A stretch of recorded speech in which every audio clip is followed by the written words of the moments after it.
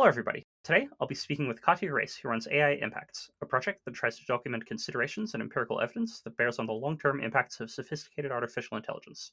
We'll be talking about her paper, When Will AI Exceed Human Performance? Evidence from AI Experts, co-authored with John Salvatierre, Alan Defoe, Baobao Zhang, and Owain Evans, as well as AI Impact's other work on what the development of human-level AI might look like and what might happen afterwards.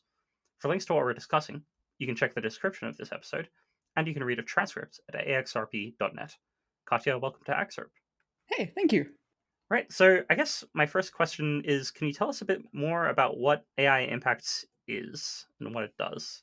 Yeah, I guess there are basically two things it does, where one of them is sort of do research on these questions that we're interested in, and the other is try to organize what we know about them in an accessible way. So the questions we're interested in are these kind of high-level ones about what will the future of, humanity, but involving artificial intelligence in particular, look like. Like, will there be an intelligence explosion? Is there a huge risk of humanity going extinct? That sort of thing. But also, like, those are questions we kind of know about. It seems like there's a kind of vaguer question of just like, what do the details of this look like? Are there interesting details where if we knew exactly what it would look like, we'd be like, oh, we should do this thing ahead of time or something. Yeah, we're interested in those questions. They're often pretty hard to attack head on. So what we do is try to break them down into lower level sub questions and then break those down into sort of lower level sub questions again and until we get to questions that we can actually attack and then answer those questions. So often we end up answering questions like, for cotton gin technology, were there fairly good cotton gins just before Eli Whitney's cotton gin or something? So it's very all over the place as far as subject matter goes, but all ultimately hoping to bear on these other questions about the future of AI. Okay, so and how do you see it fitting into the AI existential risk research field? Like, if I'm someone else in this research field, how should I like interact with AI Impacts outputs? Yeah, I think having better answers to the high level questions, I think, should often influence what other people are doing about the risks. I think that there are a lot of efforts going into avoiding existential risk, and like broadly better understanding what we're up against seems like it might change which projects are a good idea. It seems like we can see that for the questions that are most clear, like, is there likely to be a fast intelligence explosion? Well, if there is, then maybe we need to prepare ahead of time for anything that we would want to happen after that. Whereas if it's like a more slow going thing, that would be different. But I think there's also just an intuition that, like, if you're heading into some kind of danger and you just don't really know what it looks like at all, it's often better to just be able to see it better. I think the lower level things that we answer, I think it's harder for other people to make use of, except to the extent that they are themselves trying to answer the higher level questions and putting enough time into that to be able to make use of some sort of data about cotton gins. Yeah, I guess there's this difference between the higher level and the lower level things, with the higher level things perhaps being more specific or more relevant rather. But yeah, in terms of like your output, if somebody could read a couple things on the website or just a few outputs, I'm wondering like specifically what work do you think is most relevant for people trying to ensure that there's no existential catastrophe caused by AI? I think the bits where we've sort of got closest to saying something at a higher level and so more relevant is we have a page of arguments for thinking that there might be fast progress in AI at around the point of human level AI. Sort of distinct from an intelligence explosion, I think often there's a thought that, like, you might just get a big jump in progress at some point, or like you might like make a discovery and go from a world that's similar to the world we have now to one where fairly impressive AI is either starting an intelligence explosion at that point or just doing really crazy things that we weren't prepared for. So we tried to make a list of all the arguments we've heard around about that and like the counter arguments we can think of. I think that's one that other people have mentioned being particularly useful for them. I guess relatedly, we have this big project on discontinuous progress in history, so that's feeding into that. But I guess separate to the list of arguments, we also have like just historically when have technologies seen big jumps? What kinds of situations cause that? How often they happen, that sort of thing. Well, we will be talking about that later, so I'm glad it's relevant. So it seems like you have like a pretty broad remit of things that are potentially items that AI impacts could work on. How do you or how does AI impacts choose like how to prioritize within that and which sub questions to answer? Yeah, I think at the moment, the way we do it is we basically just have a big spreadsheet of possible projects that we've ever thought of that seem like they would bear on any of these things. And I guess the last time we went to a serious effort to choose projects from this list, what we did was had a sort of like first everyone put numbers on things for how much they liked them, kind of like intuitively taking into account how useful they thought they would be for like informing anything else and like how well equipped to carry them out they thought we were or they were in particular. And then we had like a sort of debate, and we looked at ones where like someone was excited and other people weren't, or something like that, and discussed them, which was quite good. I think I would like to do more of that. Yeah, like I think it was pretty informative. And then yeah, I guess in the end we're basically going with an intuitive combination of like this is important. We think it's like tractable for someone currently at the org to do it well, and maybe some amount of like either we have some obligation to someone else to do it or we know that someone else would like us to do it. Like sometimes people give us funding for something. Okay. What do you think the main features are that predict your judgments of importance of one of these sub questions? I think like how much it might change our considered views on the higher level questions. If you had to extract like non-epistemic features, so an epistemic feature might be like this would change my opinions, and a non-epistemic feature might be like this involves wheat in some capacity. You know? My sense is that projects are better when they're adding something empirical to the community's knowledge. Like, I think you can do projects that are sort of more vague and like, what are the considerations about this? And I think that can be helpful. I think it's harder for it to be helpful, or especially if it's like, and what do I think the answer is to this given all the things? Because I think it's harder for someone else to trust that they would agree with your opinions about it. Whereas if you're like, look, this thing did happen with cotton gins and other people didn't know that and it's relevant, then however it is that they would sort of more philosophically take things into account, they have this additional thing to take into account.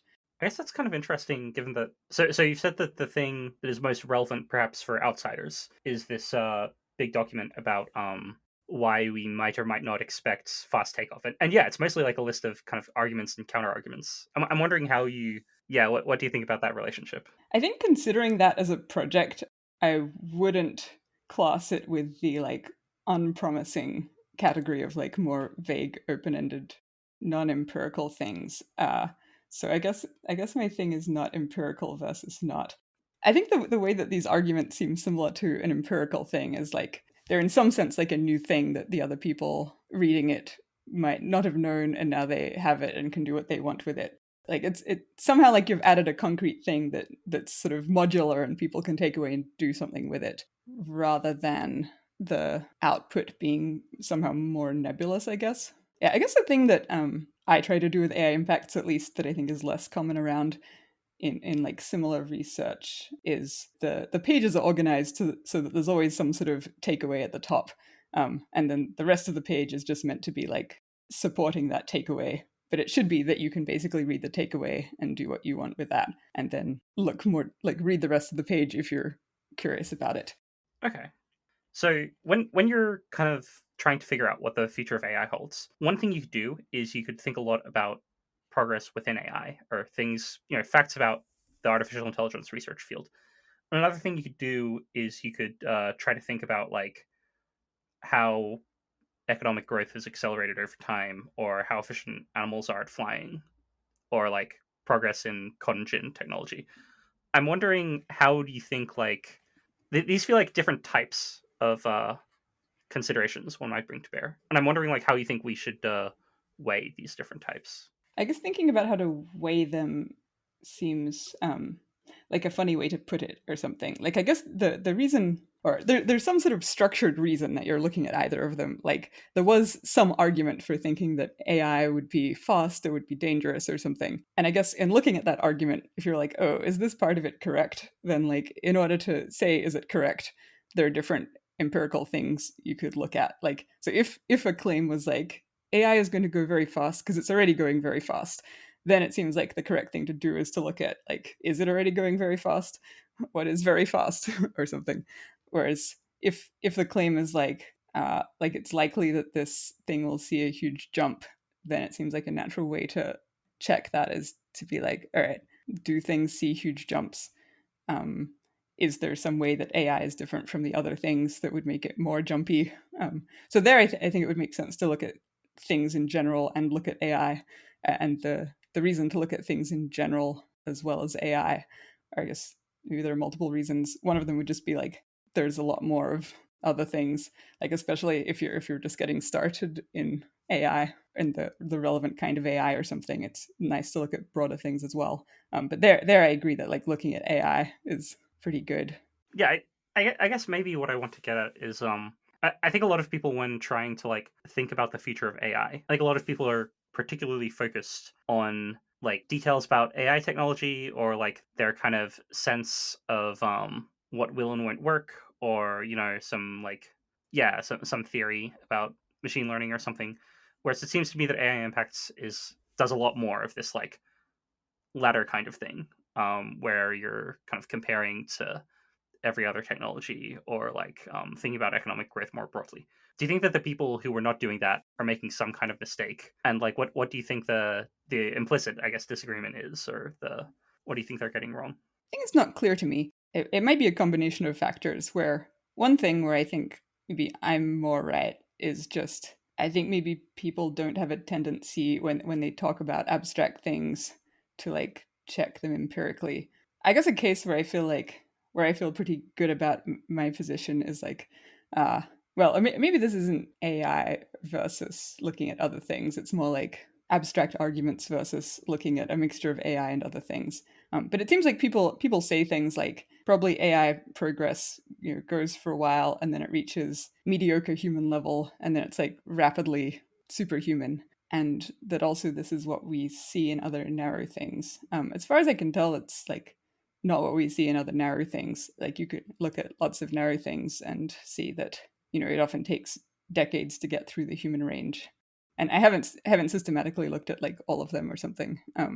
But at a glance, it looks like it's at least quite common for it to take decades. Like chess is a good example where as soon as chess, as soon as we started making AI to play chess, it was roughly at amateur level, and then it took like I don't know 50 years or something to get to superhuman level, and it was sort of a gradual progress to there.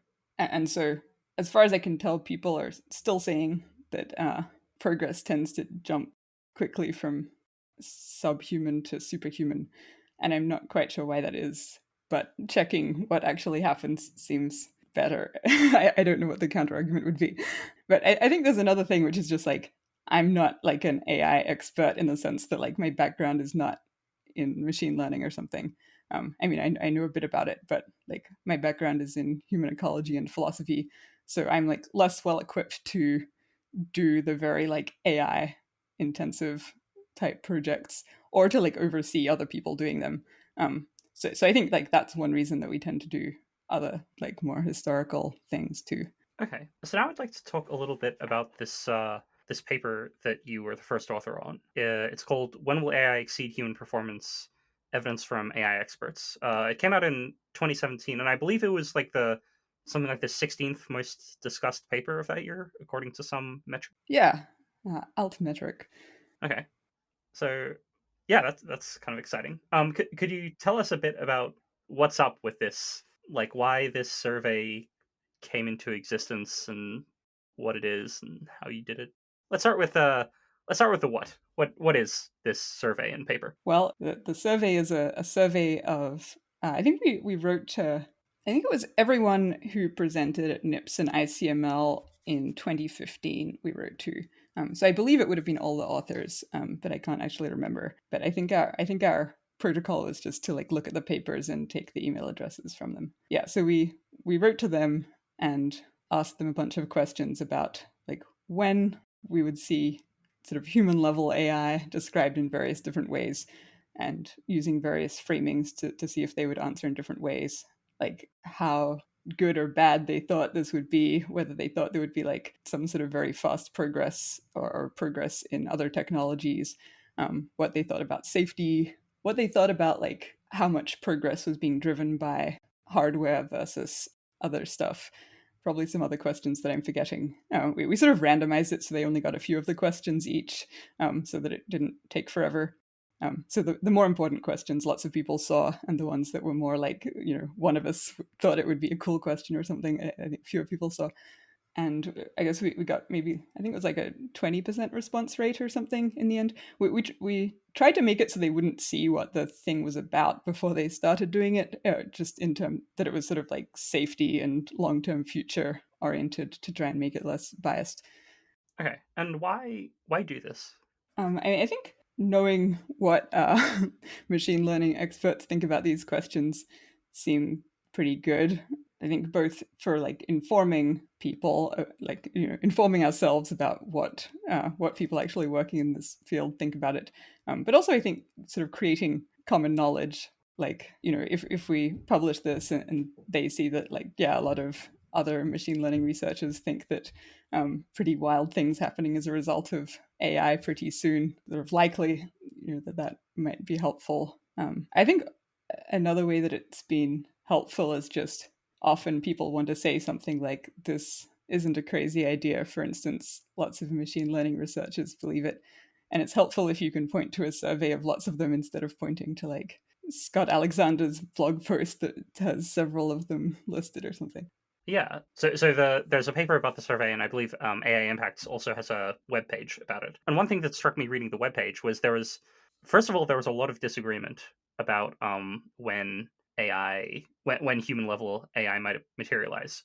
But it's also the case that like a lot of people thought that basically most people agreed with them, which is kind of interesting and suggests some utility of like correcting that misconception. Yeah, I agree. That was interesting. Yeah, so I guess maybe the survey didn't create so much common knowledge as, or maybe it was more like common knowledge that we don't agree or something. Yeah, and I guess I don't know if anyone's attempted to resolve that much beyond us like publishing this and maybe the people who were in it seeing it. So I guess like the question that I don't know, the first question I think people want to know is like, when are we going to get human level AI? So when did survey respondents think that we might get human level AI? Well, they thought very different things depending on how you asked them. Like, I think asking them different ways, which seem like they should be basically equivalent to me, just get extremely different answers. Two of the ways that we asked them, or we asked them about high level machine intelligence, which was sort of the closest thing to the question that people have asked in previous surveys, which was something like, when will unaided machines be able to accomplish every task better and more cheaply than human workers? But we asked them this in two ways. One of them was like, for such and such a year, what is the probability you would put it happening by that year? And the other one was like, for such and such a probability, in what year would you expect it? So then we kind of combined those two for the kind of headline answer on this question by sort of making up curves for each person and then combining all of those. So doing all of that, the answers that we got from combining those questions were 50% chance of AI outperforming humans in all tasks in 45 years. But if you ask them instead about when all occupations will be automated, then it's like 120 years. And these are years from 2016. That's right. Yeah. Okay, so subtract 5 years for listeners listening in 2021. And so there's this difference between the framing of whether you're talking about tasks that people might do for money versus all tasks. You also mentioned there was a difference in like whether you ask like probability by a certain year versus year at which it's that probability that the thing will be automated. What was the difference? Like what kind of different estimates did you get from the different framings?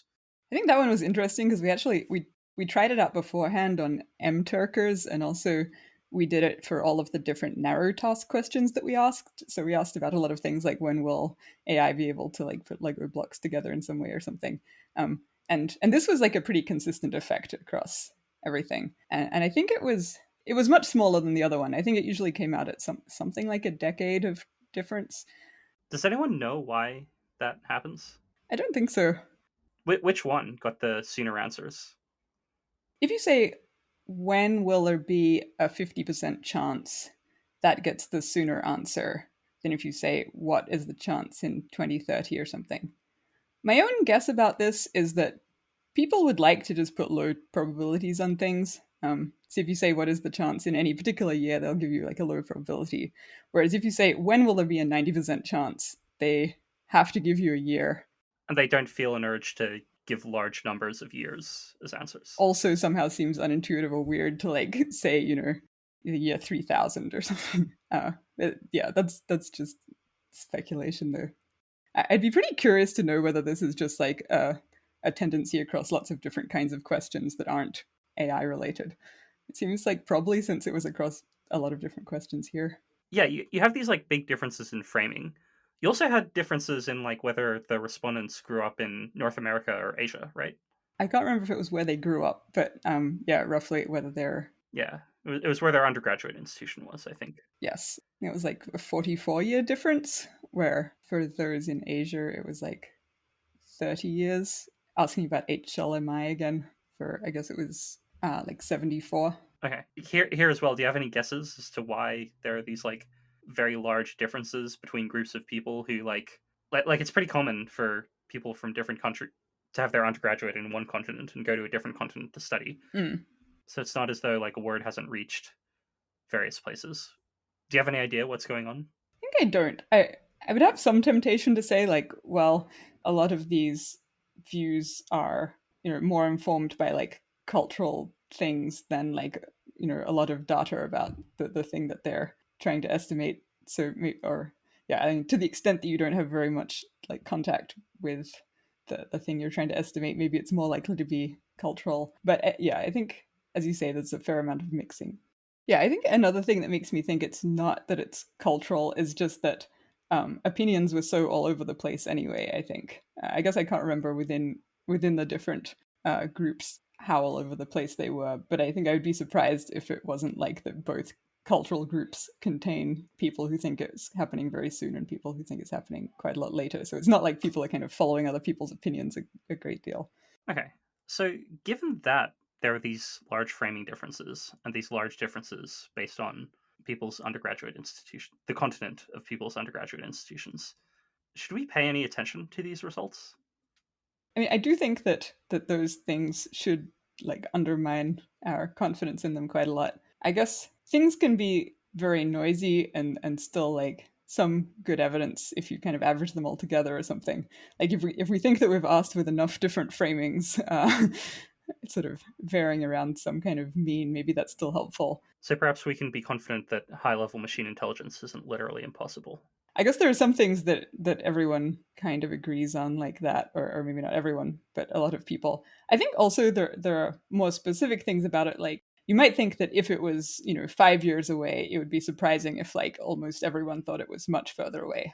Like you might think that if it's far away, people probably don't have much idea how many decades it is. But if it was like really upon us, they would probably figure it out, or more of them would notice it. I'm more inclined to listen to other answers in the survey. I guess I feel better about asking people things that they're actually experts in. So, to the extent you can ask them about the things that they know about and then turn that into an answer about something else that you want to know about, that sort of seems better. So, I guess we did try to do that with human level AI in a third set of questions for asking about that, which were sort of taken from Robin Hanson's previous idea of asking how much progress you had seen in your field or your subfield during however many years you've been in your subfield, then kind of using that to extrapolate how many years it should take to get to 100% of the way to human level performance in the subfield is the question.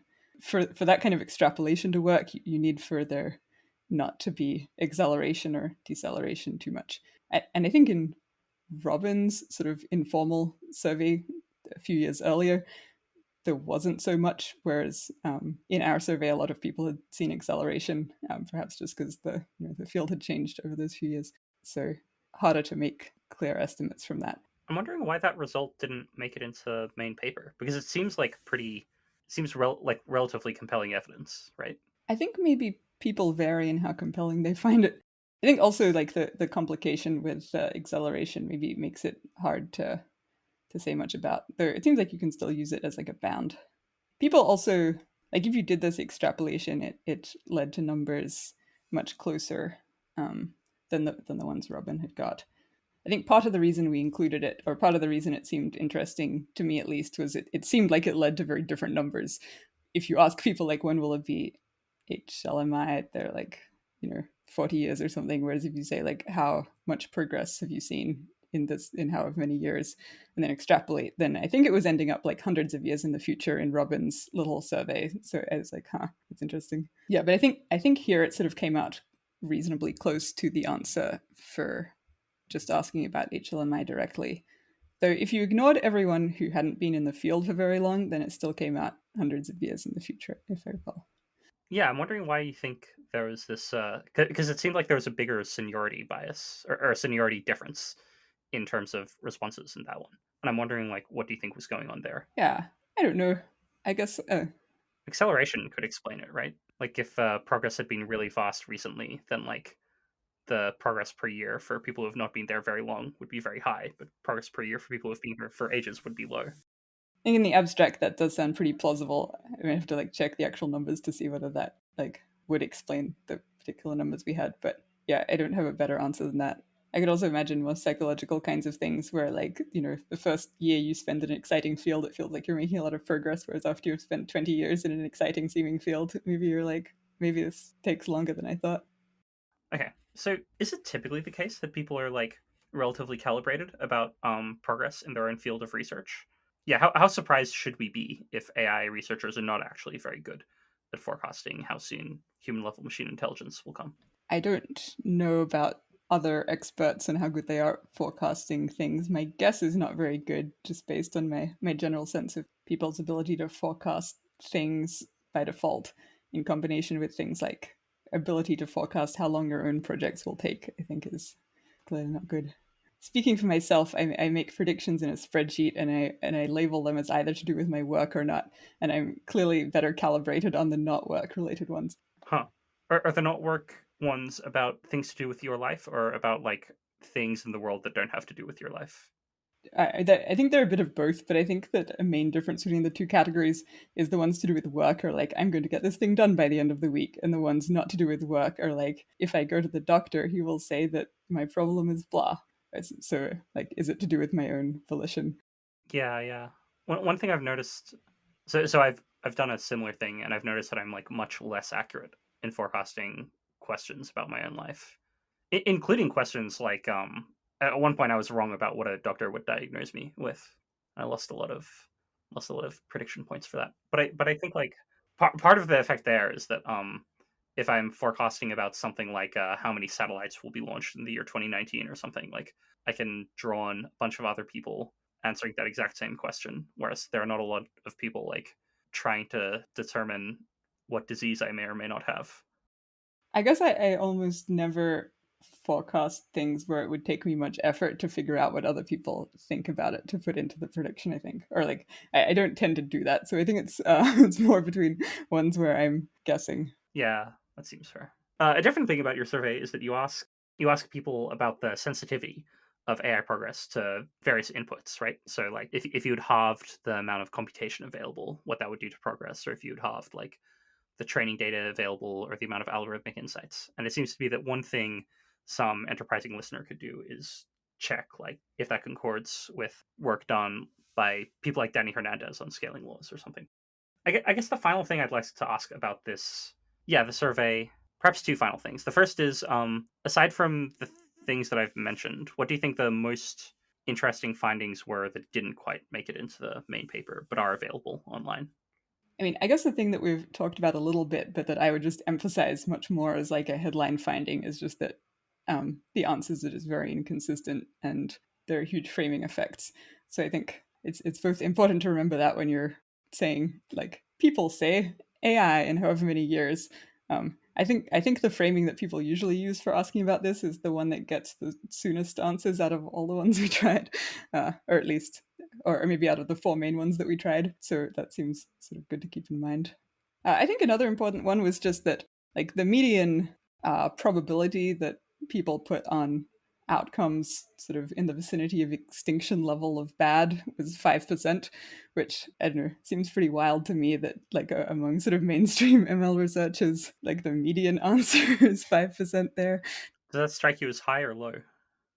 I think high, I don't know, 5% that like this project destroys the world is like, or does something similarly bad. Seems unusual for a field. They also had a pretty high probability that it would be extremely good, right? It's unclear if those balance out.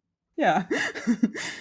That's fair. I guess as far as like should we put attention on trying to like steer it toward one rather than the other, and it at least suggests there's like a lot at stake, or a lot of risk, that the sort of like more support for the idea that we should be doing something about that than I think I thought before we did the survey.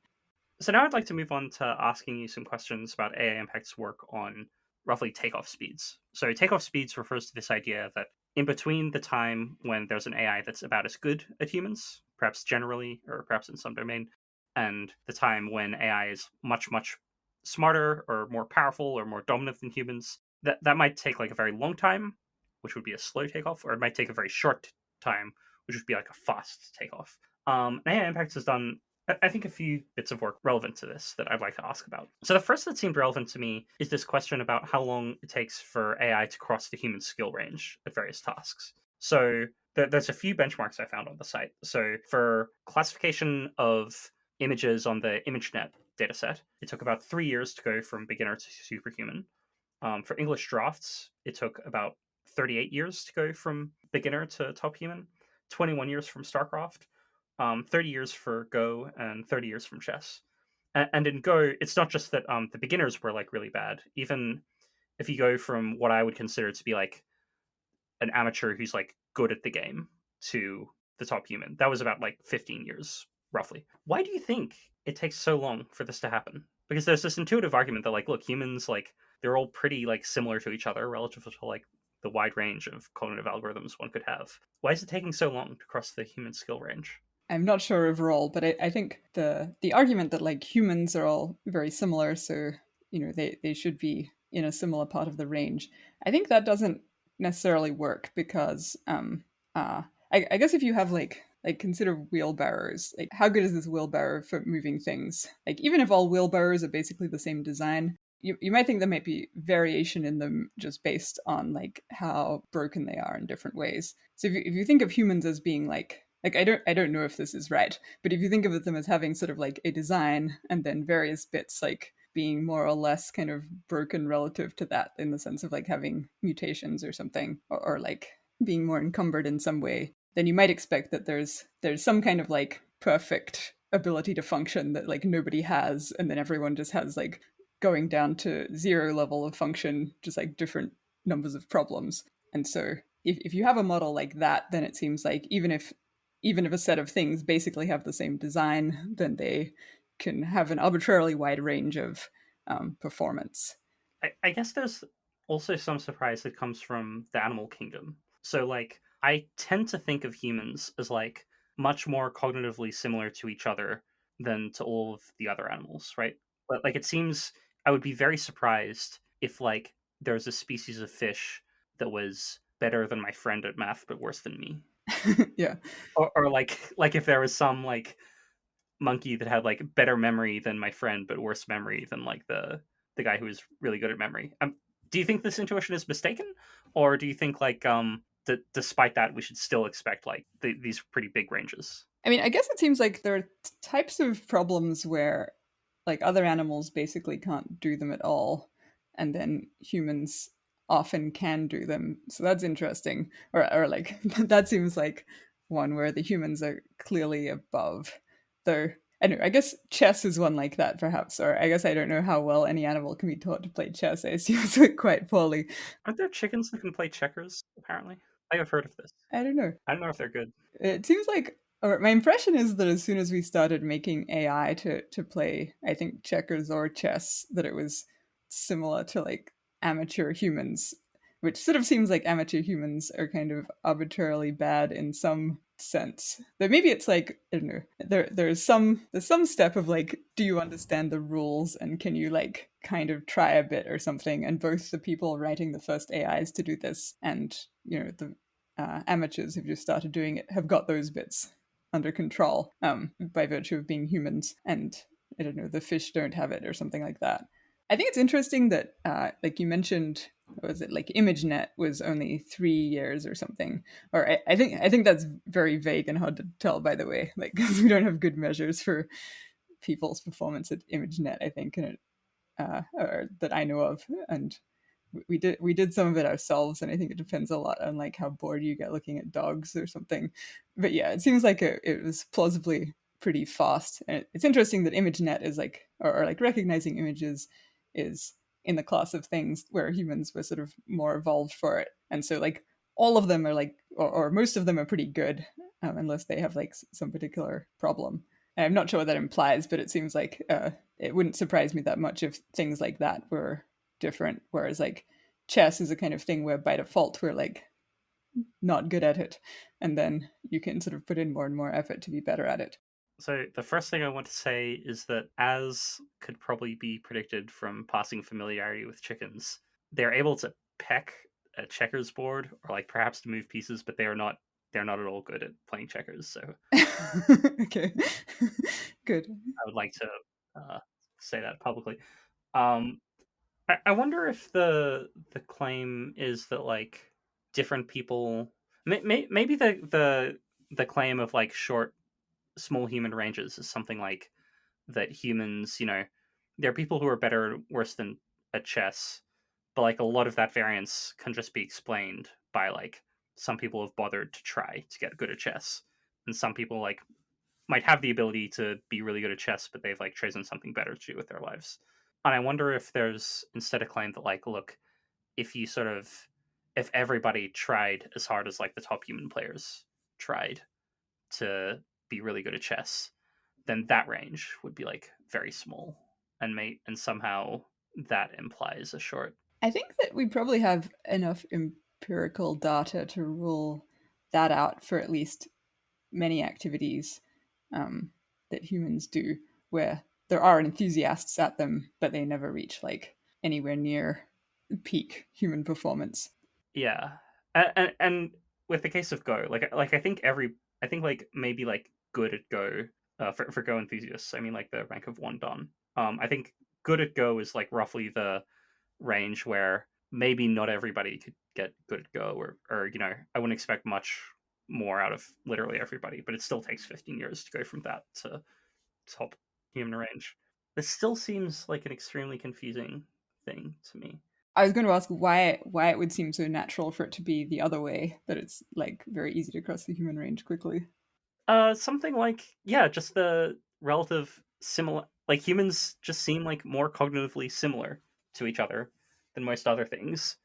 So I would think like, well, it can't be that much range, or like human linguistic abilities, right? Like I think that like there's no chicken that can learn languages like better than my friend but worse than me. Also, chickens can't learn languages at all, so it seems like, or I assume pretty close to nothing. So I Yeah, guess it seems like for the language range or something, depending on how you measured it, um, you might think like humans cover a lot of the range, at least up until the top humans, and then there are a bunch of things that are like at zero. I mean there still are like there are these like African gray parrots or something, or like this monkey that can use sign language, or this ape, I guess. Hmm. It was like GPT-3, which is like not good in other ways. Yeah, it still seems to me that like basically every adult can, or perhaps every like developmentally normal adult, it seems to me, can use language better than those animals, That seems right. but I'm not certain. I wonder if instead my intuition is that like humans are just like the range in learning Hmm. ability is not so big. But then that's further away from the question you want to predict, which is like how long until like AIs can't destroy us until they can destroy us. Assuming that when there are AIs that are smarter than any human, they can destroy us, which seems pretty non-obvious, but yeah. No, not assuming that. I think the reason that people are interested in this argument, or like one part of this argument that I'm trying to focus on, is like how long until like you have something that's like about as smart as a human, which like can probably not destroy the human race, until you're like some degree of smartness at which you can just destroy all of humanity, whether or not you might want to. I guess superhuman type thing. Yeah, I still find this weird, but I'm not sure if I have any good questions about it. I agree, it's weird. I guess at the moment we're doing some more case studies on this, and I'm hoping that at the end of them to like sit down and think more about what we have found and what to make of it. Yeah, what other case studies are you doing? Because yeah, the ones that have been looked at, there's ImageNet, which is image classification. There's a bunch of board games, and one like criticism of this has been like, well, maybe that's like too few, like too narrow a range of tasks. Have you looked at other things? Yeah, I forget which ones are actually up on the website yet. I think we do have StarCraft up probably. And I think maybe that was like 20 years or something. 21 years. We have some that are further away from AI, like clock stability, like how well can you measure a period of time using like various kinds of clocks or like your mind. Where that one was about 3,000 years, apparently, according to our tentative numbers. Hang on, 3,000 years between like. For our automated time measuring systems to go between the worst person at measuring time and the best, according to our own somewhat flawed efforts to find out how good different people are at measuring time. I think it wasn't a huge sample size. We got different people to try and measure time in their head. Yeah, and we tried to figure out, I think, how good, I don't know, professional drummers were at this or something. That seems shockingly long. Well, this all happened quite a long time ago when everything was happening more slowly. When did we hit human, like superhuman timekeeping ability?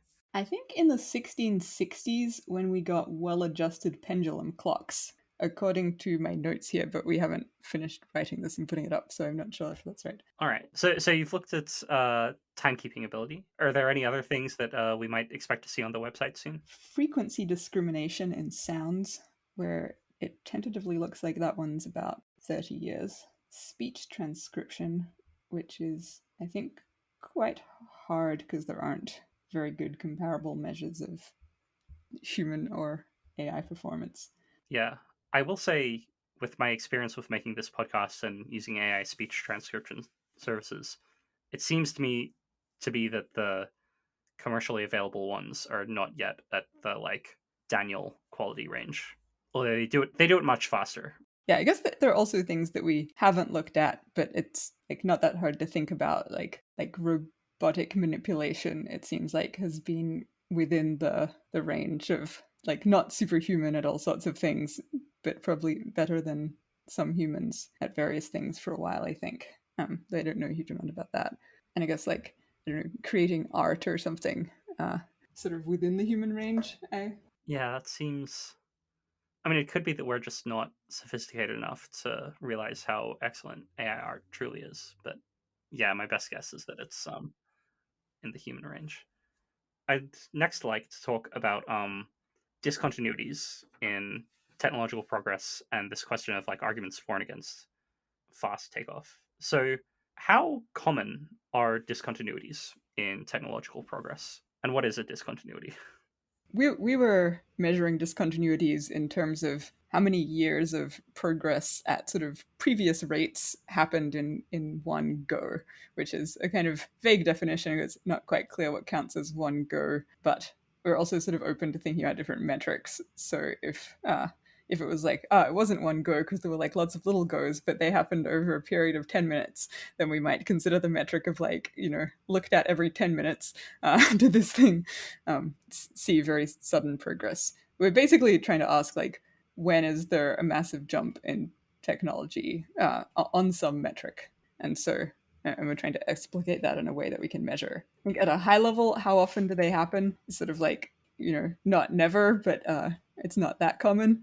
We didn't do the kind of search for them where you can easily recover the frequency of them.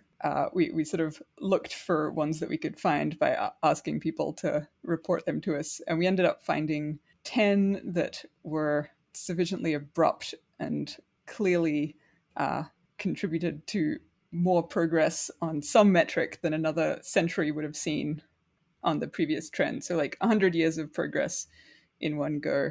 And it was sort of like pretty clear and robust, where there are quite a few more where maybe there were different ways you could have like measured the past trend or something like that. Are there any cases where people might naively think that there was a like really big quick progress or something where there wasn't actually?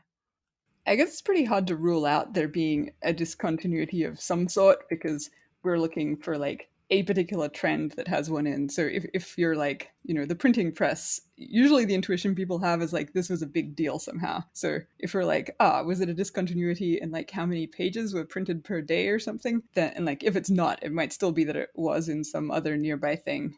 I think a thing that was notable to me was like Whitney's cotton gin. I think, yeah, our best guess in the end was that it was like a moderate discontinuity, but not like a huge one. And it didn't look to me like it obviously had a huge effect on like the American cotton industry, in that like the amount of cotton per year being produced was already shooting up just before it happened. So that still does count as a discontinuity, I think. But yeah, it looks like much less of a big deal than you would have thought, much more continuous. I think maybe penicillin for syphilis didn't seem discontinuous in terms of the trends we could find.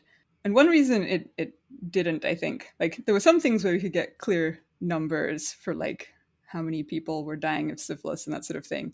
And there it's kind of straightforward to say it doesn't look like it was a huge discontinuity. It sounds like it was more clearly good on the front of like how costly was it to get treatment. It seems like for the previous treatment, people just weren't even showing up to get it because it was so bad. Bad in terms of like side effects. Side effects, yeah, and like. But interestingly, it was like nicknamed the magic bullet because it was just like so much better than the previous thing. Like over the ages, syphilis has been treated in like many terrible ways, including like mercury and getting malaria, because malaria, or I guess the fever, helps get rid of the syphilis or something. And those are bad ways to treat I syphilis. think they're both less effective and also quite unpleasant in themselves, or they have bad side effects. So the thing prior to penicillin was kind of already quite incredible in terms of it working and not being as bad as the other things, I think. And so then even if penicillin was quite good on that front comparably, it didn't seem like it was out of distribution for the rate at which progress was already going and that sort of thing. So I guess the reason you would be interested in this is you want to know like, are big discontinuities the kind of thing that ever happens? And if they are the kind of thing that ever happens, then like, it shouldn't take that much evidence to convince us that they'll happen in AI. And so in assessing this, like I could look at like the list of things that you guys are like pretty sure were discontinuous on some metric. I think there's this additional page which is like things that might be discontinuities that you haven't checked yet. And there are like a lot of entries on that page. It kind of looked like to me. I'm wondering if you could forecast, like, what's your guess as to like the percentage of those that you would end up saying like, oh yeah, this like seems quite discontinuous. So I guess among the trends that we did look into, like we also sort of carefully checked that some of them didn't seem to have discontinuities in them. So I guess for trying to guess how many there would be in that largest set, I think maybe something like that fraction, where as if you were looking at these like very big robust discontinuities, we found like 10 of them in 38 different trends, where some of those trends were for the same technology, but there were like different ways of measuring success or something like that. And some of the trends, like they could potentially have multiple discontinuities in. But yeah, so it's roughly something like 10 really big ones in 38 trends, though.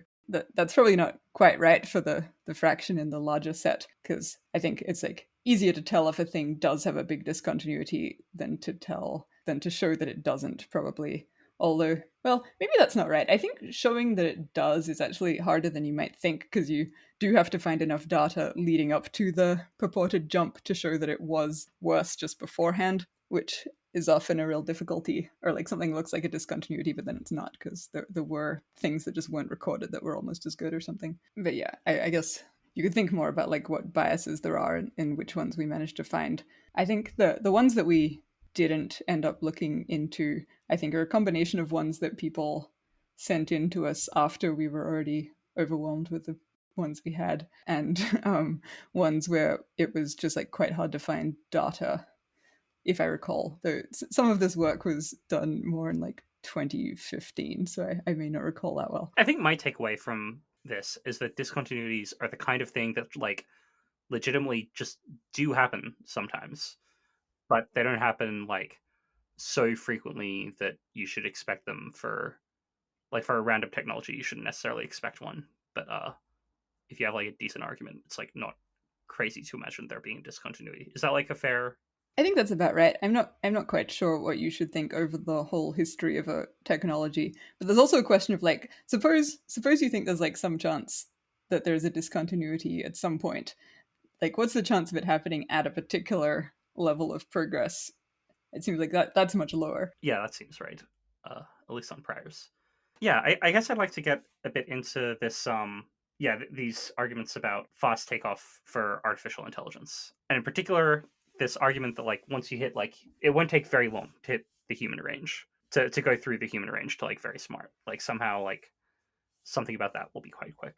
And my read of the AI impacts page about arguments about this is that it's like skeptical of this kind of fast takeoff. Is that a fair summary of the overall picture? I think that's right. Yeah, I think there were some arguments where they didn't seem good, and somewhere it seemed like they could be good with like further support or something, and we don't know of the support, but like maybe someone else has it, or it would be like a worthwhile project to look into it and see if we could make it stronger.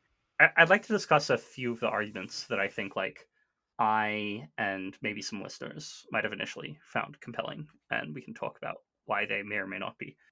I think one intuitive argument that I find interesting is this idea of recursive self improvement, right? So, like, we're going to have AI technology, and that's going to, the better it is, sort of the higher that makes the like rate of progress of improvement in AI technology. And somehow, like, this is like just the kind of thing that's going to spiral out of control quickly.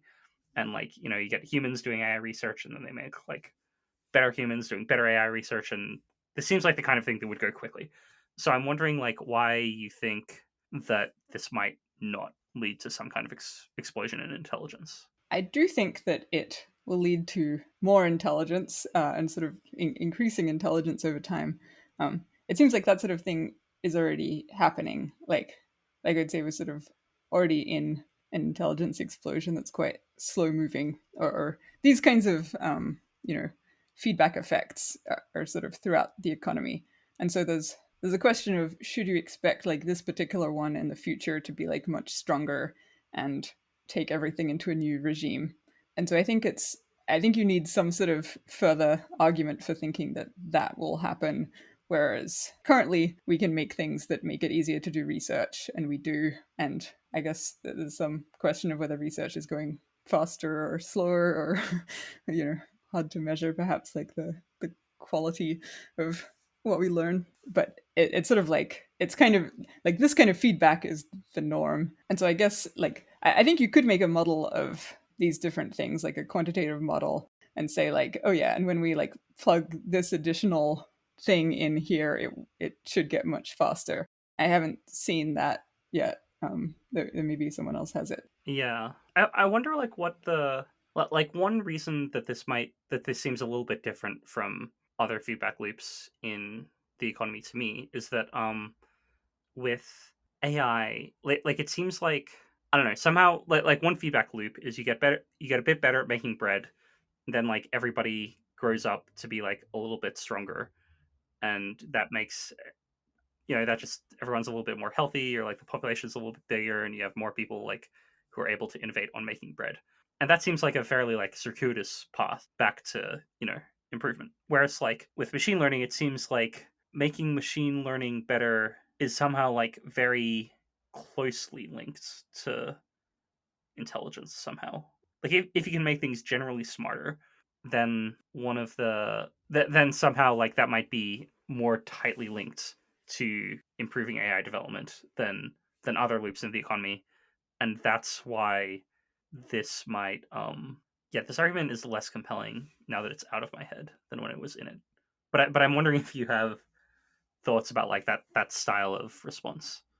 Maybe all things equal, it seems like tighter loops like that are probably going to go faster, I think.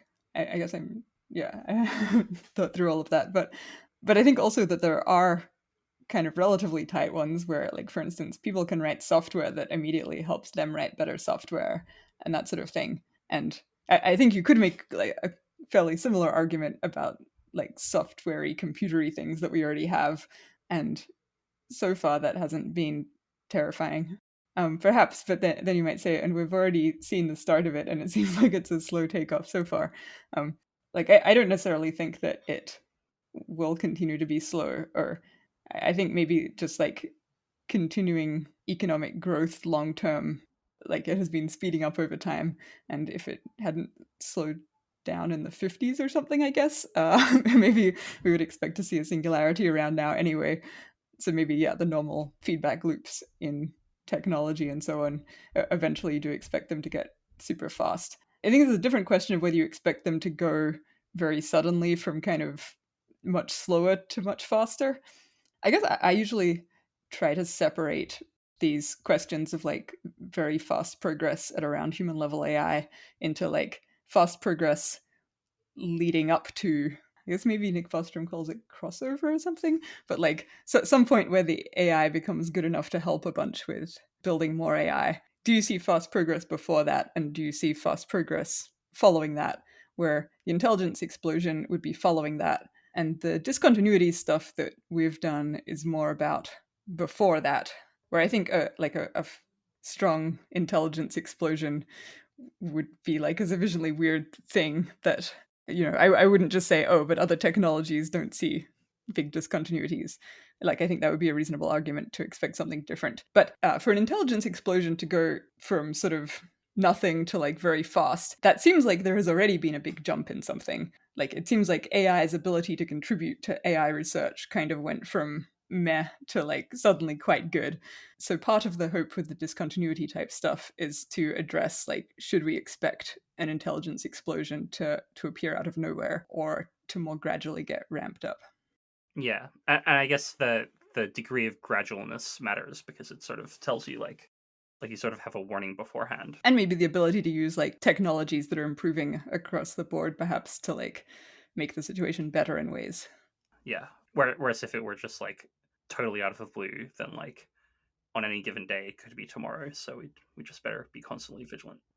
I guess I'd like to talk a bit about the second argument that I'm kind of interested in here, which is sort of related to the human skill range discussion.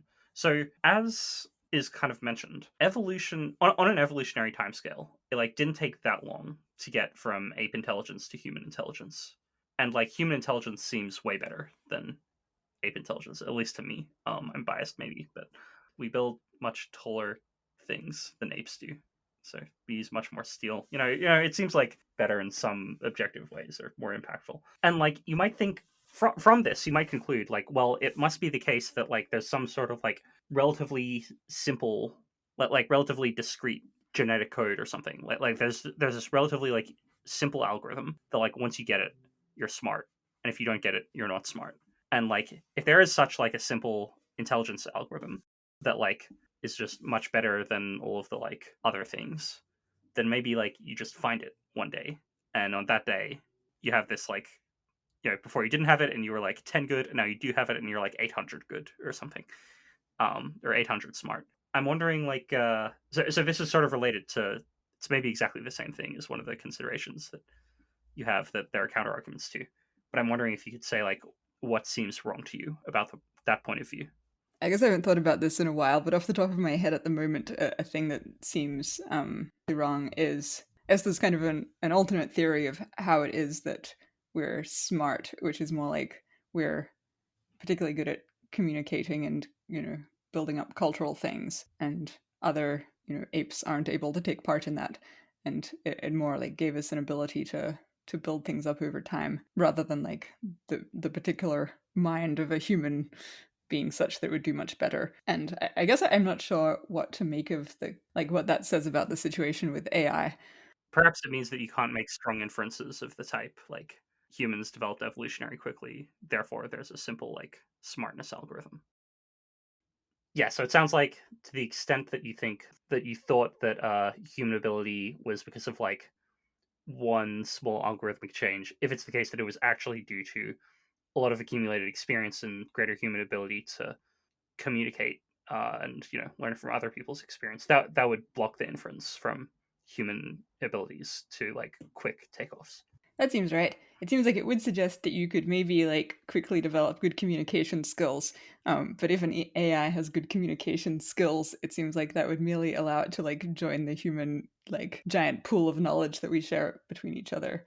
And like if it's a bit smarter than humans, or even if it's a lot smarter, I think on that model, like maybe it can contribute faster to the giant pool of knowledge, but it's hard for it to like get out ahead of all of humanity based on something like communication skills.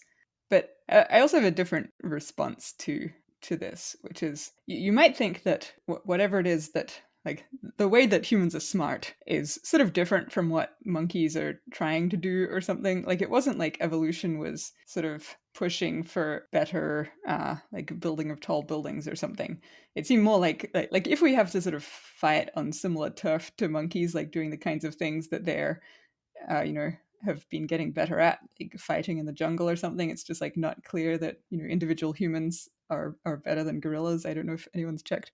So you might have a story here that's more like, well, we're getting gradually better at some sort of cognitive skills, and then at some point we sort of accidentally used them for a different kind of thing. I guess an analogy is like a place I do expect to see discontinuous progress is where there was some kind of ongoing progress in one type of technology, and it just wasn't being used for one of the things it could be used for. And then suddenly it was. Like, if after many decades of progress in chess, someone decides to write like a program for Schmess, which is much like chess, but like different, then you might see Schmess progress just suddenly go from zero to really good. And so you might think that something like that was what happened with human intelligence, to the extent that it doesn't seem to be what evolution was optimizing for. It seems like it was sort of more accidental, but is somehow related to what monkeys are doing. But does that not still imply that there's some like core insight to doing like really well at Schmess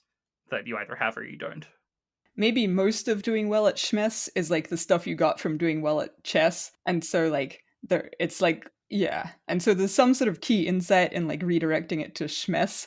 But like if the whole time you're trying to if you're starting from zero and trying to just do Schmess, it would have also taken you about as long as chess. There, I guess, like in terms of other apes, it would be like a lot of what is relevant to being intelligent they do have, but somehow it's like not well oriented toward building buildings or something. Sure. So one thing I'm interested about with this work is its sort of relationship to other work. So I think the most previous, like somewhat comprehensive thing that was trying to answer this kind of question is intelligence explosion microeconomics. It's unfortunate in that it's like trying to talk very specifically about AI, but it was published like I think right before big deep learning became at all important. But I'm wondering like how you see. I'm wondering if you have thoughts about that work by Eliezer Yudkowsky and what you see as the relationship between what you're writing about and that.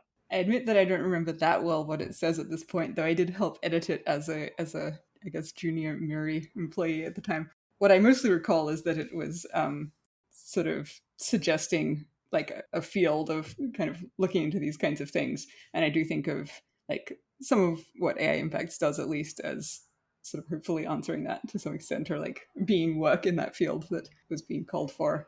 I guess a related question that you are perhaps in a bad position to answer is that one thing that was kind of notable to me is that you published this post, and I think a lot of people still continued believing that there would be fast progress in AI, but just like didn't really. It seemed like the obvious thing to do would have been to write a response, and nobody really seemed to.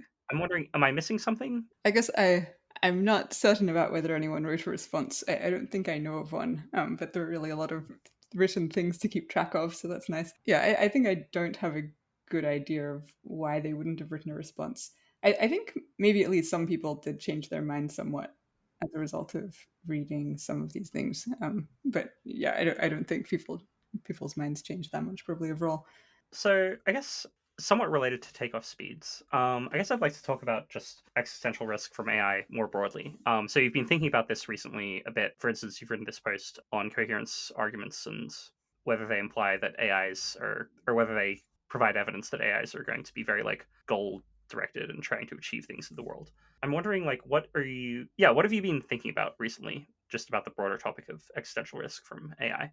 I've been thinking a bunch about this specific sort of sub question of like, is this a reason to think that AI will be agentic? Where it's not super clear that it needs to be agentic for there to be a risk, but in the most common kind of argument, it seems like it being agentic plays a role. And so I guess things I've been thinking about there are, I guess it's not like I'm pretty ignorant about this area. I think other people have, are much more expert, and I'm just sort of jumping in to see if I can understand it and write something about it quickly for AI impacts, basically. But then I sort of got I got sidetracked in various interesting questions about it to me, which seemed maybe resolvable. But I guess one issue is I don't quite see how the argument goes that says that if you're incoherent, then you should become coherent. It seems like, logically speaking, if you're incoherent, I think it's a little bit like believing a false thing. Like, you can make an argument that it would be good to change in a way to become more coherent. But I think you can also, like, you can sort of construct a lot of different things being like a good idea once you have like circular preferences or something like that. So I think when I've heard this argument being made, it's made in a sort of hand wavy way that's like, or I don't know if listeners might need more context on what coherence arguments are. Yeah, let's say that. What is a coherence argument? Yeah.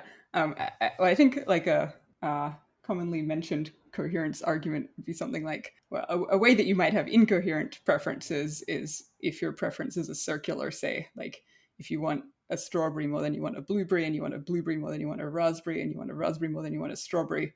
And the argument that is bad is something like, well, if you have each of these preferences, then someone else could offer you some trade where you pay some tiny sum of money to get you want more, and you will go around in a circle and end up having spent money. And so that's bad. But the step where that's bad, I think, is kind of relying on you having a utility function that is coherent or something. Or like, I think you could equally say that having lost money there is good due to everything being similarly good or bad, basically. Well, hang on, but if you value money, right?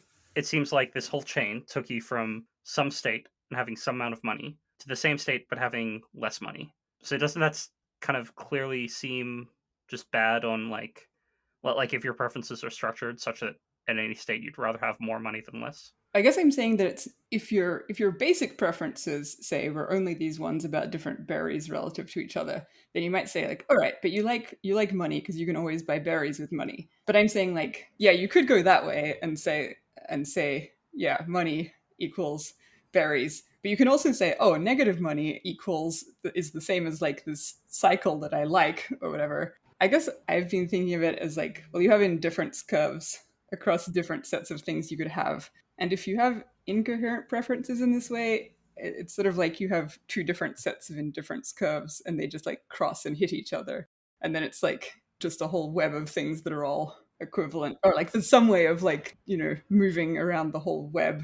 But these are somewhat incoherent thoughts that are just like, what have I been thinking about lately?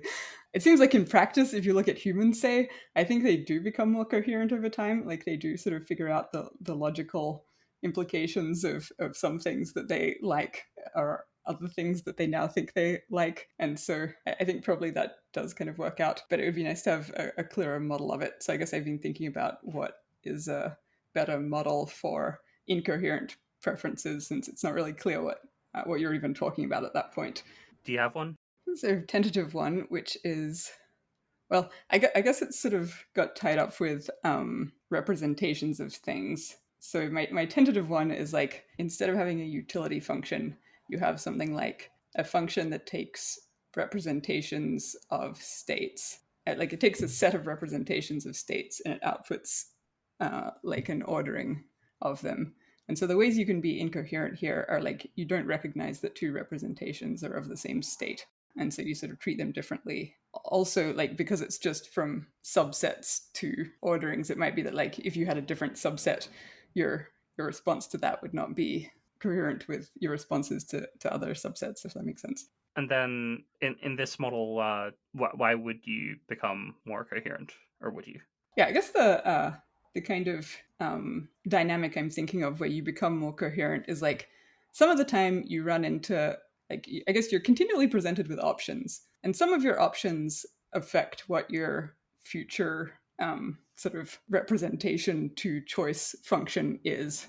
Or like, I guess it doesn't really matter whether you call it yours or like some other creatures in the future, but you imagine there are some choices that bear on this. And so if I'm sort of deciding like, what will I do in this future situation, and I'm deciding it based on like, if I currently have a preference, like say I'm currently like I like strawberries more than raspberries or something, and I see that in the future when I'm offered strawberries, raspberries, or bananas, I'm going to choose raspberries instead.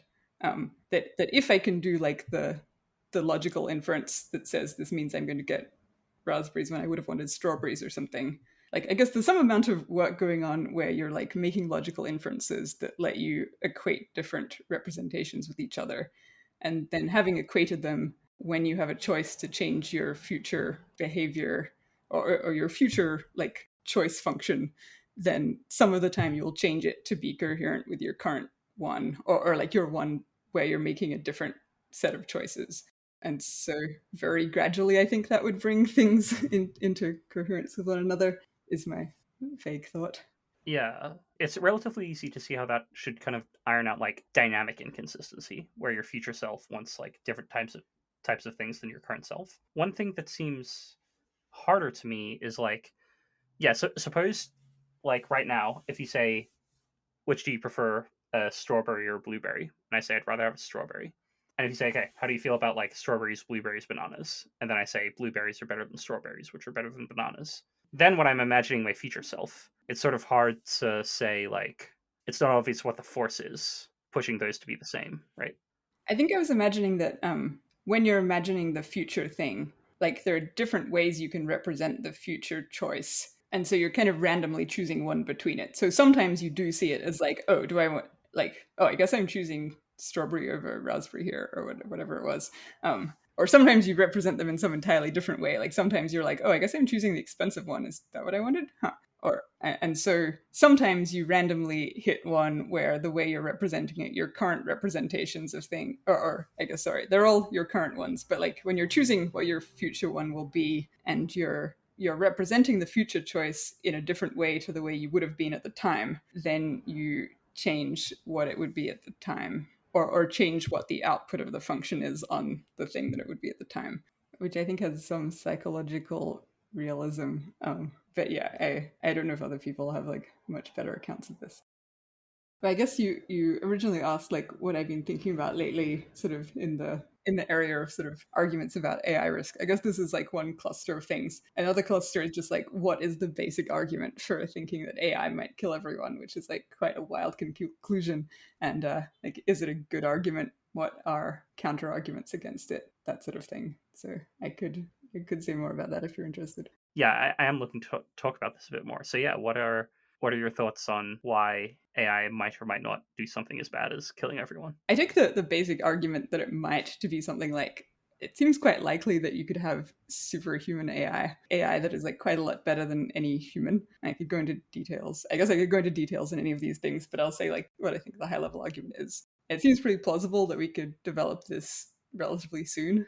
Things are going well in AI. If it existed, it's quite likely that it would want like a bad sort of future, in the sense that there's a decent chance that it would have goals of some sort. There's a decent chance its goals would not be the goals of humans, and goals that are not the goals of humans are sort of bad often, or like, that's what we should expect if they're not the same as our goals, that we would like not approve. And so I guess I would put those, it has goals, they're not human goals, non-human goals are bad, all sort of under superhuman AI would by default want a future that we hate. And then also, if it wants a future that we hate, it will cause the future to be pretty bad, either via some sort of short-term catastrophe where maybe it like gets smart very fast and then it's able to just like take over the world or something, or via just like longer-term reduction of human control over the future.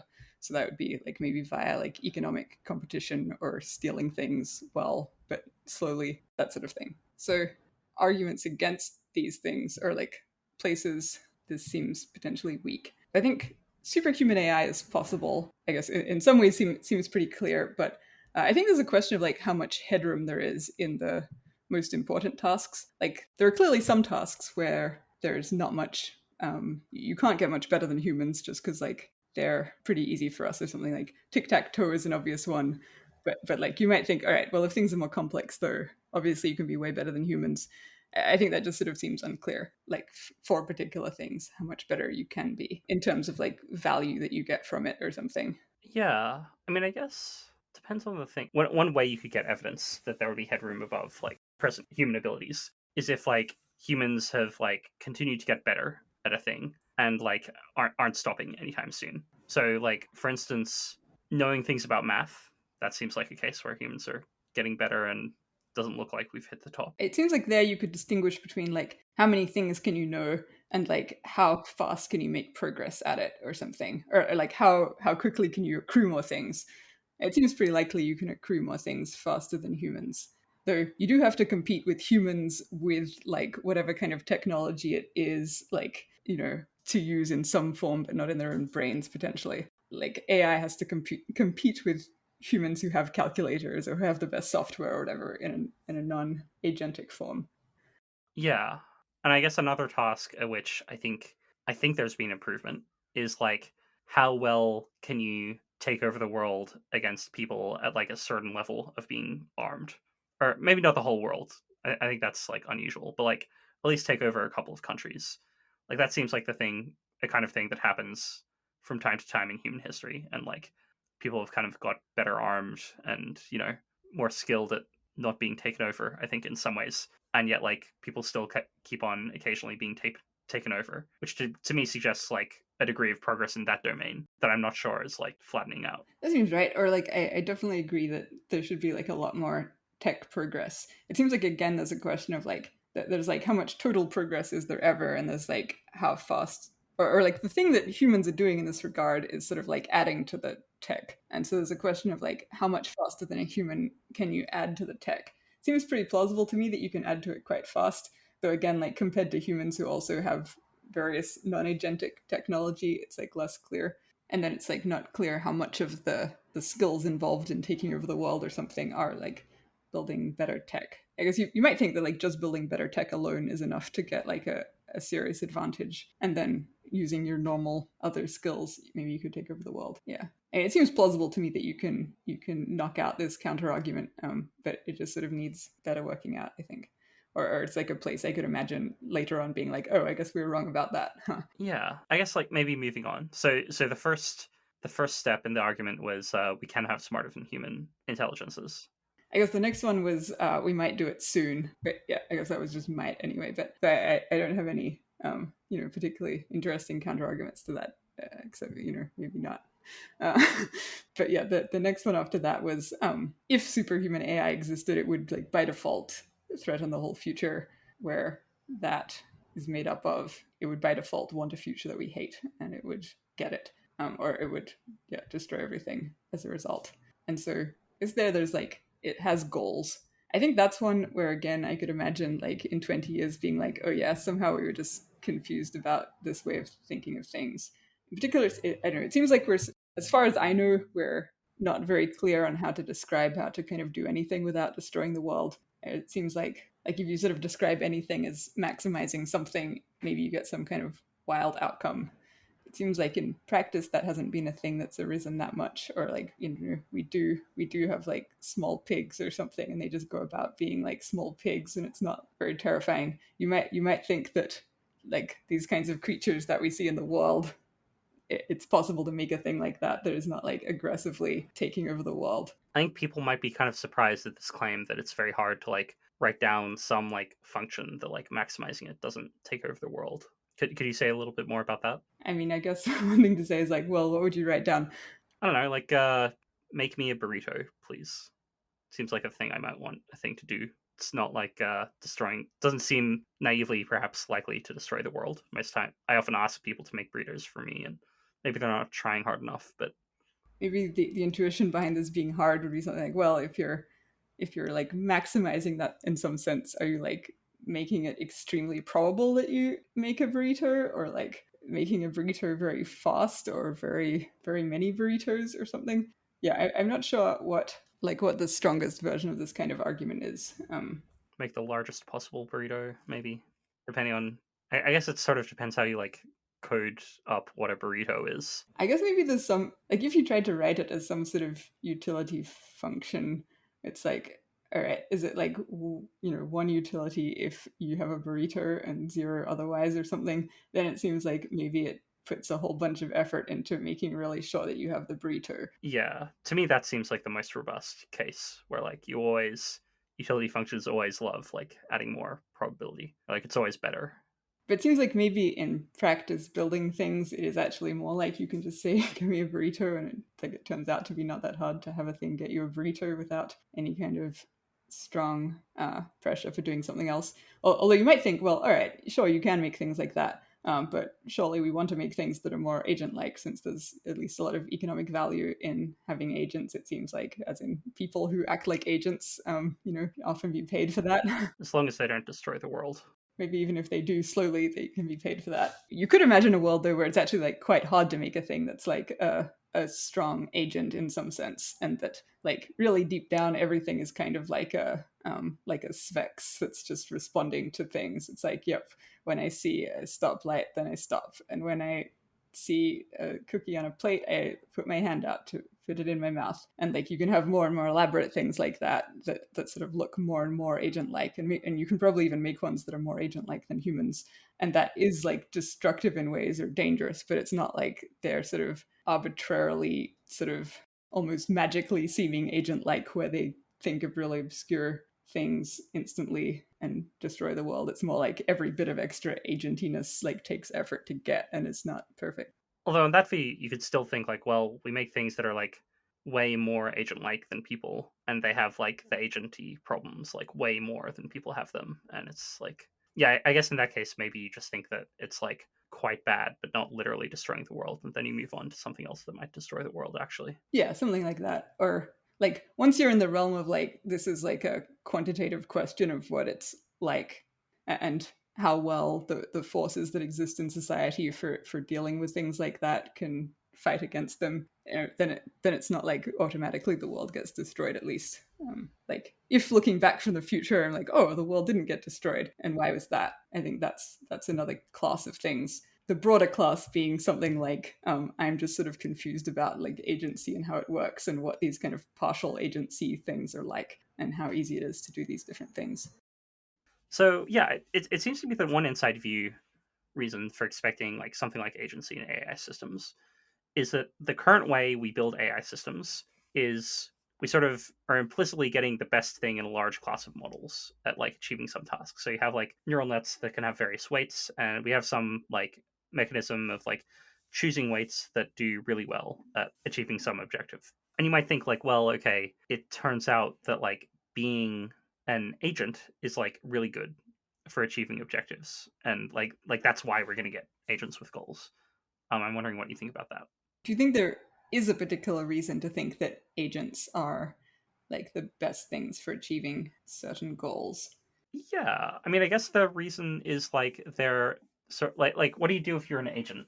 You sort of figure out all the ways you could achieve a goal and do the one that achieves it best. Yeah, it seems right. And like that's kind of a simple to describe algorithm, both verbally in English and in terms of like if I had to write code to do it. It's like not that long. But to describe like the actual like to just like hard code the best way of doing it would take like a really long time. Like it's easier to program something like a very naive for loop over all possible ways of playing Go and say like, yeah, the best one, please. I think that's easier than like writing out all the if statements of like what moves you actually end up playing. I mean, I'm not really an expert on this, but it seems like this sort of trade-off where for the creature running in real time, it takes it a lot longer to go through all of the possibilities and then to choose one of them. So if you could have told it ahead of time what was good to do, you might be better off doing that. Like in terms of, maybe you put a lot of bits of selection in initially into like what the thing is going to do, and then it just carries it out fast. And I would sort of expect it to just depend on the environment that it's in, like where you want to go on this. Yeah. Although I mean in that case it's like you're Maybe you're right that there are at least like, even if I was right here, there would be like a lot of environments probably where the best thing is the agent like one, or maybe many more, where it's like it's some sort of intermediate thing where there are like some things that get hard coded because they're basically always the same. Like you probably don't want to build something that just like as soon as you turn it on, it just like tries to figure out from first principles like what the world is or something. Like if you just already know some stuff about the world, it's like probably better to just tell it. Yeah, and you definitely don't want to build a thing that does that like every day when it wakes up, you know? But you might think then that within the things that might vary, it's like good for it to be agentic, and therefore it will be. Yeah. Or also that it's just particularly, I kind of think that when you're looking over possible, you know, specific neural networks to have, it's just like easier to find the relatively agent-like ones because they are somehow simpler, or like there are more of them roughly, and then once you get an agent-like thing, you can like tweak it a bit, or more of them for a given performance level. Maybe it's a bit hard to be exact about this without a actual definition of what an agent is. Yeah, that seems right. So you were just saying that maybe agents are just much easier to find in program space than other things. Yeah, I kind of think that. That seems plausible. But I haven't given it much thought. It seems like a good one to think more about for me. So, and then I think the next step in the argument was that the agent's goals are typically like quite bad. Or did we already talk about that? No, we were just talking about it has goals and then they're quite bad, which is like I was organizing it as its goals are like not human goals, and then by default, non-human goals are pretty bad. Yeah, I guess I think it's sort of unclear. Like human goals are not like a point. They're sort of some larger cloud of different goals that humans have. It's not very clear to me like how big that is compared to the space of goals. It seems like in some sense there are lots of things that particular humans like having for themselves. It seems like if you ask them about utopia and what that should be like, it might be quite different.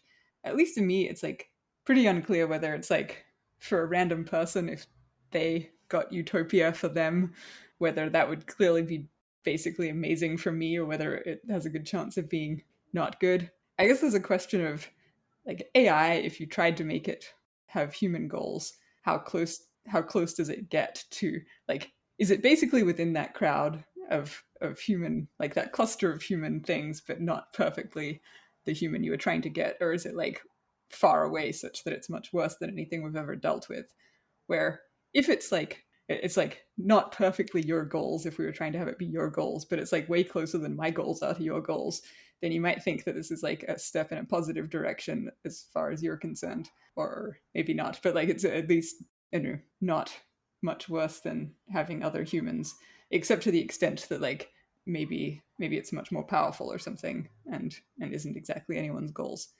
So I think the response, yeah, I think the idea here is like twofold.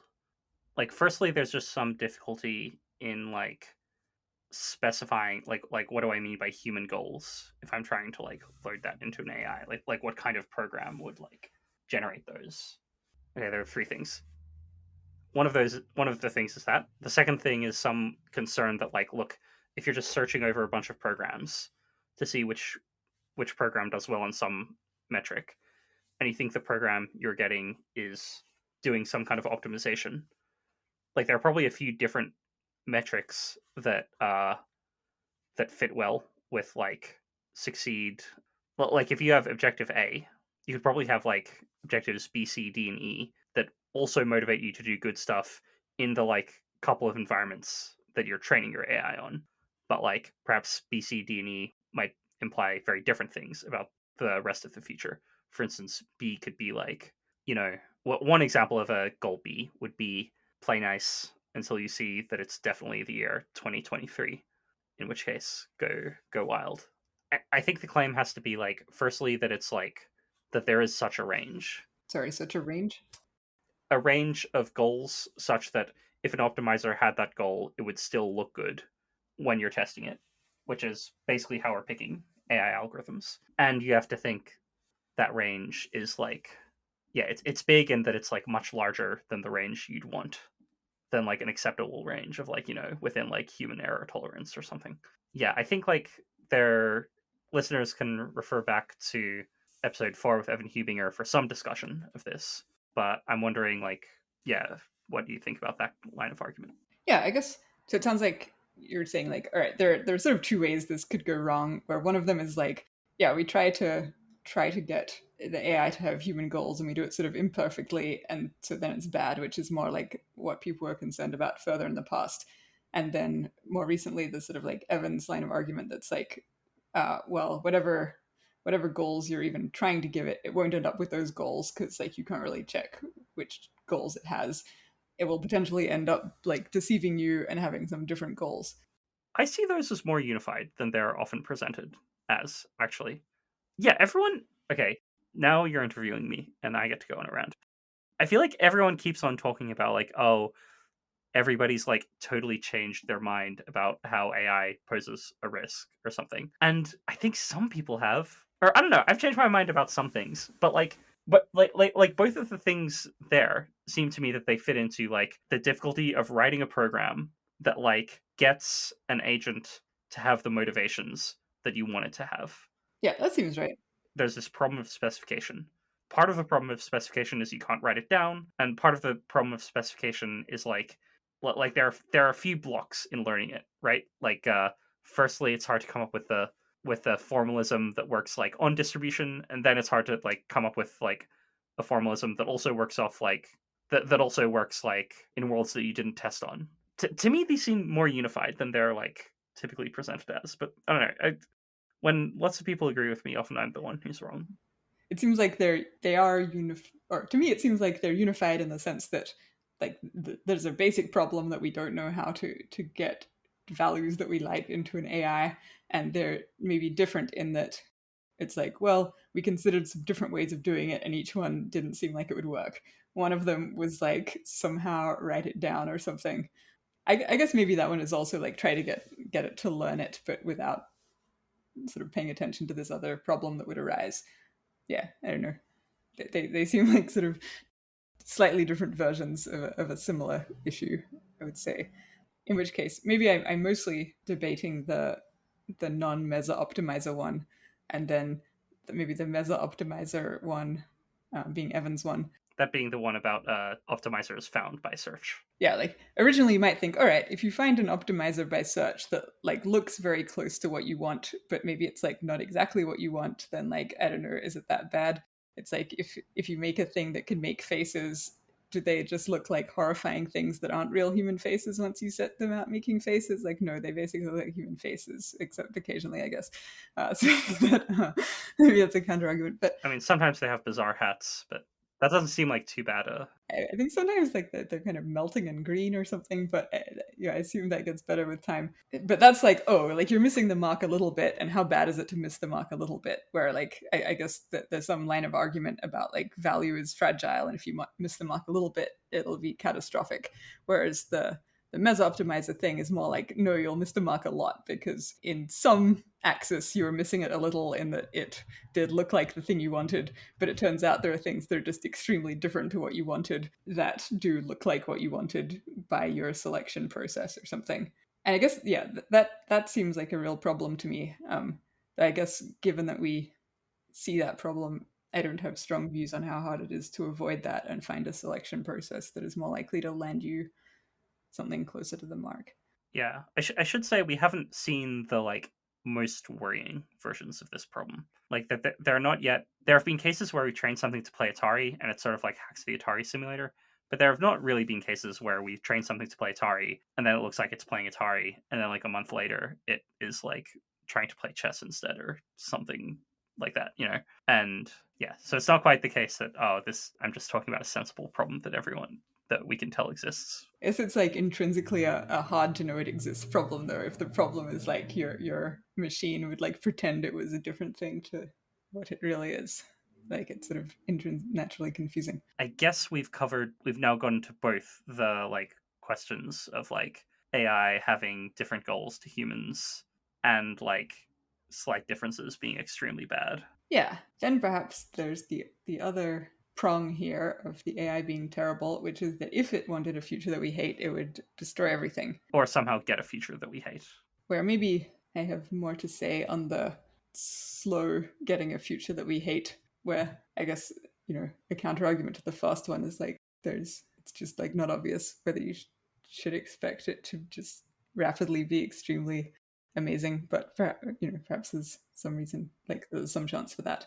But as far as counter arguments to the other thing goes, it seems like in the abstract it kind of rests on a simple model that's like more competent actors tend to accrue resources either like via economic activity or stealing, and that seems true, but it's like all things equal and there are lots of other things going on in the world. And I think just like a very common error to make in like predicting things is like you see that there is a model that is true and you sort of don't notice that there are lots of other things going on. I think in the world at the moment it doesn't seem the case that like the smartest people are just far and away winning at things. I mean, like they're doing somewhat better often, but it's like very random and there are lots of other things going on.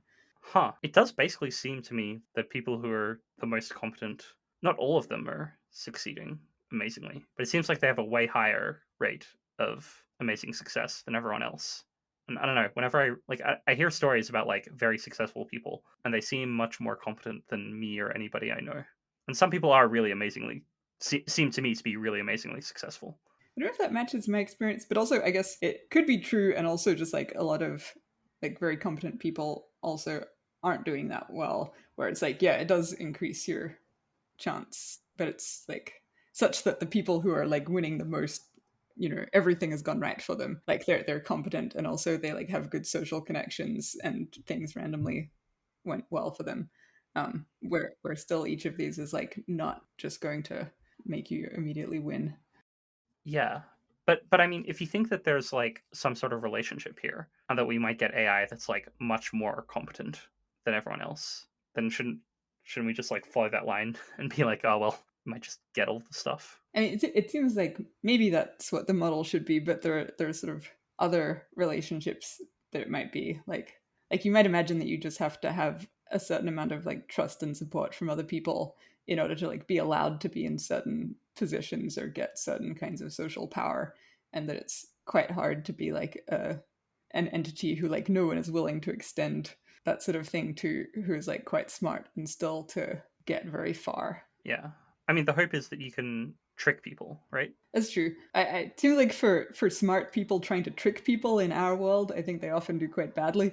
Um, or I mean, sometimes they do well for a while, but like Yeah, I I guess. don't know, we do try to defend against that sort of thing, and that makes it like the it's not just like the other things are not helping you do well, but people's lack of trust of you is causing them to actively try to stop you. Yeah, I mean, maybe this gets to the human rage thing. To me, it seems like the question I want to, the analogy that seems closer to me is not like the most competent humans compared to the least competent humans, but the most competent humans compared to like dogs or something.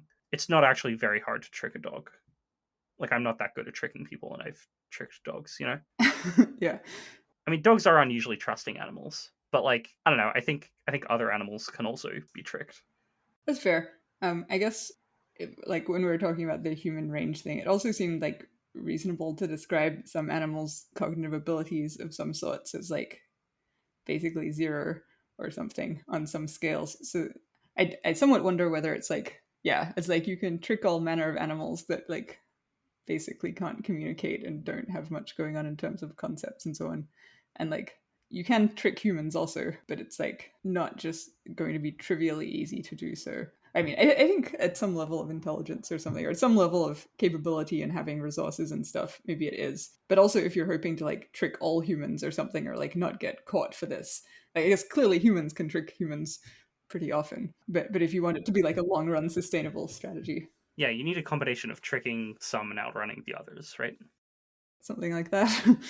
I agree that it might be that with intelligence alone you can quite thoroughly win, but I just think it's like less clear than it's often thought to be or something. Like that the model here should have a lot more parts in it. And so candidate parts are like something like the relationship between people trying to not have all their stuff be stolen and your agent that's trying to steal everyone's stuff or amass all the resources or something. Or I think I'm not quite sure what you meant by that one. Oh, or you know, like agents that are trying to trick everyone to accrue resources, versus like people who are don't like to be tricked, sort of. Yeah, so I guess maybe I'd think of that as like there are a bunch of either implicit or explicit agreements and norms and stuff that humans have for dealing with one another.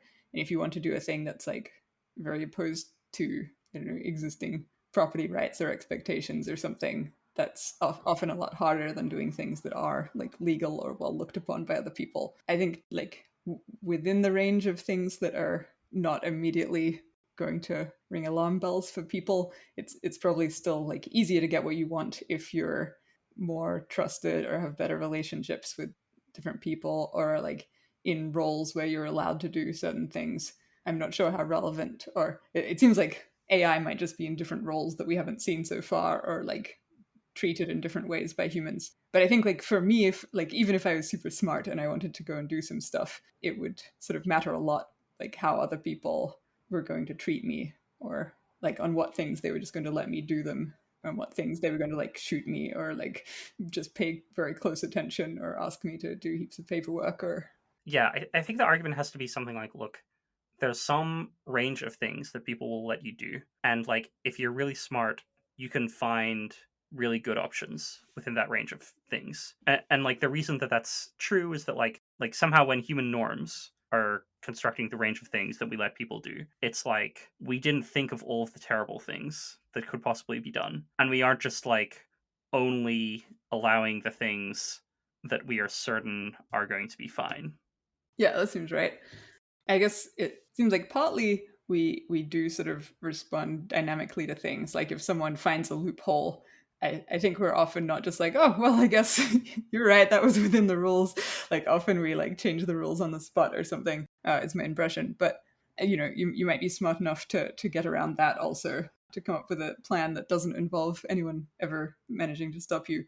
Yeah, you somehow need to go like very quickly from like things looking like you haven't taken over the world to things looking like you have. Or at least like very invisibly in between or something. And like maybe that's possible, but it seems like a sort of quantitative question, like how smart you have to be to do that and how long it actually takes for machines to become that smart. And I guess different kind of counter argument here, or at least a different like you know complication. I think the similar kind of model of like you know if you're more competent, you get more of the resources, and then you take over the world. It was sort of treating share of resources as like how much of the future do you get, which is not quite right. So yeah, the question is like if you have like X% of the stuff, do you get X% of the future or something? It seems like a way that's obviously wrong is like suppose you're just like the only person in the universe, and so it's sort of all yours in some sense, and you're just like sitting on Earth and this asteroid coming toward you. You clearly just like don't have much control of the future.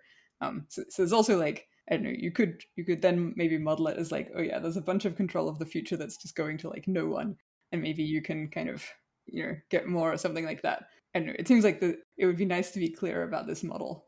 It seems like also in the usual sort of basic economics model, or like the argument for, say, having more immigrants and that not being bad for you or something is it's sort of like, yeah, well, you'll trade with them and then you'll get more of what you wanted. And so you might want to make a similar argument about like AI, like if it wasn't going to steal stuff from you, if you were just going to, if it was just going to trade with you and over time it would get more wealth, but you would get more wealth as well, it would be like a positive sum thing. And you'd be like, well, how could that possibly be bad? Like, let's say it never violates your property rights or anything. It's more like, well, there was a whole bunch of the future that was going to no one because you were just sitting there, probably going to get killed sometime. And then you both managed to get more control of the future. Wasn't that good for you? And then it seems like, I guess the argument would be something like, but you were hoping to take the whole future at some point. Like you were hoping that you could build some different technology that wasn't going to also like have some of the future. But yeah, and maybe that works out. But I guess this just seems like a more complicated argument that it seems good to be clear on. Yeah, I mean, to me, the response is yeah. So there's two things there. Firstly, there's a question of like, I guess they're kind of both about widening the pie, to use the like classic economist metaphor here. So one thing I think is that like, if you have like suppose I have all of the world's resources, which are like you know a couple loaves of bread, and that's all the world has, sadly. like then I'm not going to do very well against the asteroid, right? Whereas like right now, even though I don't have all the world's resources, like I'm gonna do better because there's sort of more stuff around, or even I personally have more stuff. But hmm.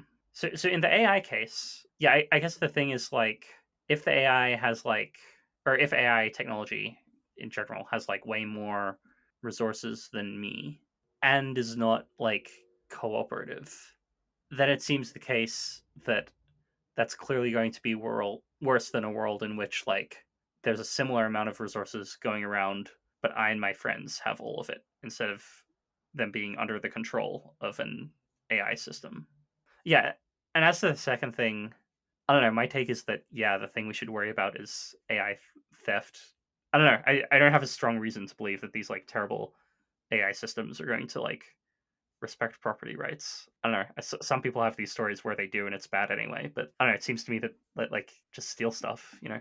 I guess you might think about the case where they respect property rights either because like you are building them, so there's some chance you'll succeed at like some basic aspect of getting them to act as you would want, where respecting the law is like a basic one. That being our usual way of dealing with creatures who are otherwise not value aligned. I mean, that's not how we deal with like dogs, right? Or like it a little bit is, but they don't. You know, they're treated very differently by the law than most things. And like if I think about like what's our control mechanism for like dangerous animals or something, it mostly isn't law. I guess maybe the problem is like, well, they just can't understand law. But it seems to me that like obey the law. I don't know. In my mind, once you've solved like get a thing that robustly obeys the law, you've solved like most to all of the problem. That seems plausible.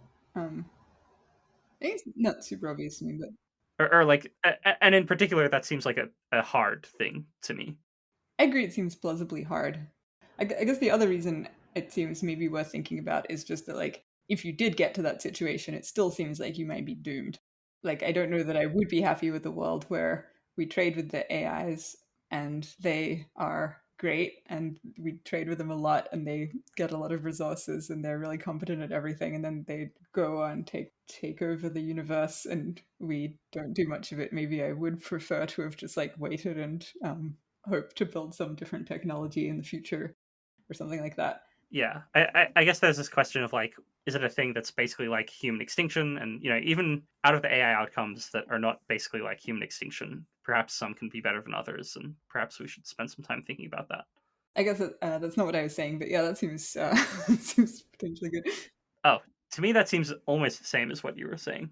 Because in the outcome where we have these like very smart AIs that are trading with us, and where we end up like slightly richer than we currently are, to me that doesn't seem very much like human extinction. Ah, I was thinking that it does, depending on how we, or if it's like, well, we end up basically on one planet and we're a bit richer than we currently are, and we last until the sun kills us.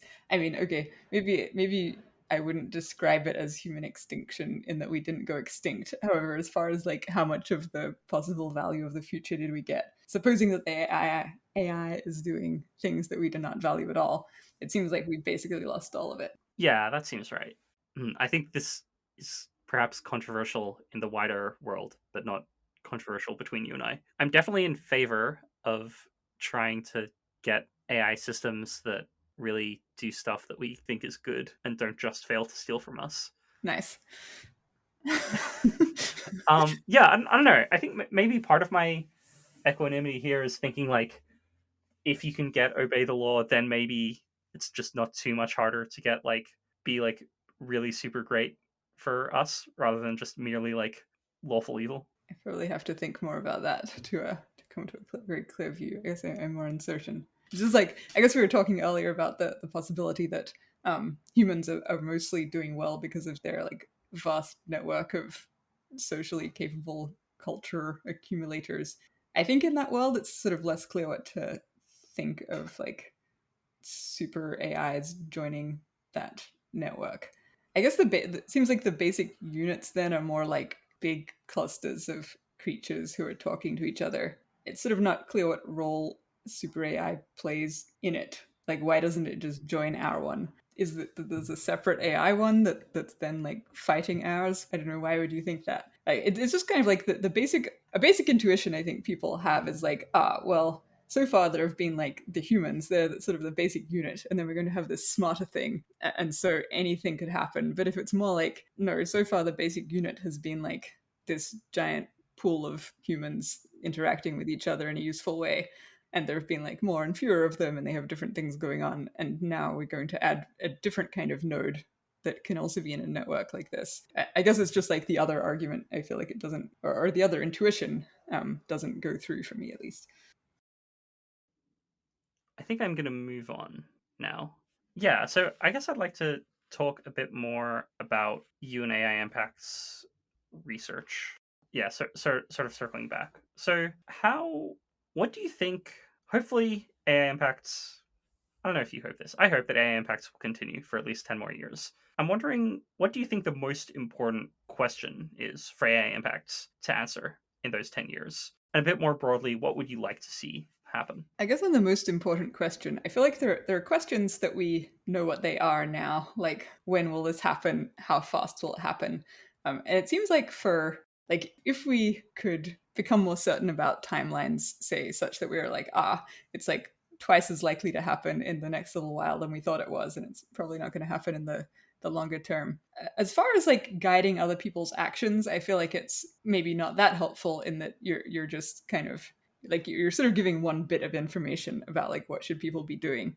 It seems like I think that's kind of true for various of these high level questions, except maybe like, is this a risk at all, where if you managed to figure out that it wasn't a risk, then everyone could just go and do something else instead, which sounds pretty big. But I feel like there are things where it's less clear what the question is, where it's more like maybe they're just details of the situation where you could just see better like how exactly things will go down, where it's currently quite vague, or like currently people are talking about like fairly different kinds of scenarios happening, like, you know, are the AIs all stealing stuff? Is there just like one super AI that immediately stole everything? Is it some kind of long-term like AI corporations competing one another into oblivion or something? Or it seems like just getting the details of the scenarios down would be pretty good. Yeah, I guess this isn't my like long-term well-considered answer. It's more like right now, which thing seems good to me. And I guess another question, what work do you think is the best complements to AI impacts research? So what thing that is like really not what AI impacts does is the most useful for what AI impacts does? It's hard to answer the most useful, but a thing that comes to mind is sort of similar questions, or like also looking around for empirical ways to like try to answer these high level questions, but with more of a, you know, AI expertise um, background. I think that's clearly a thing that we're lacking.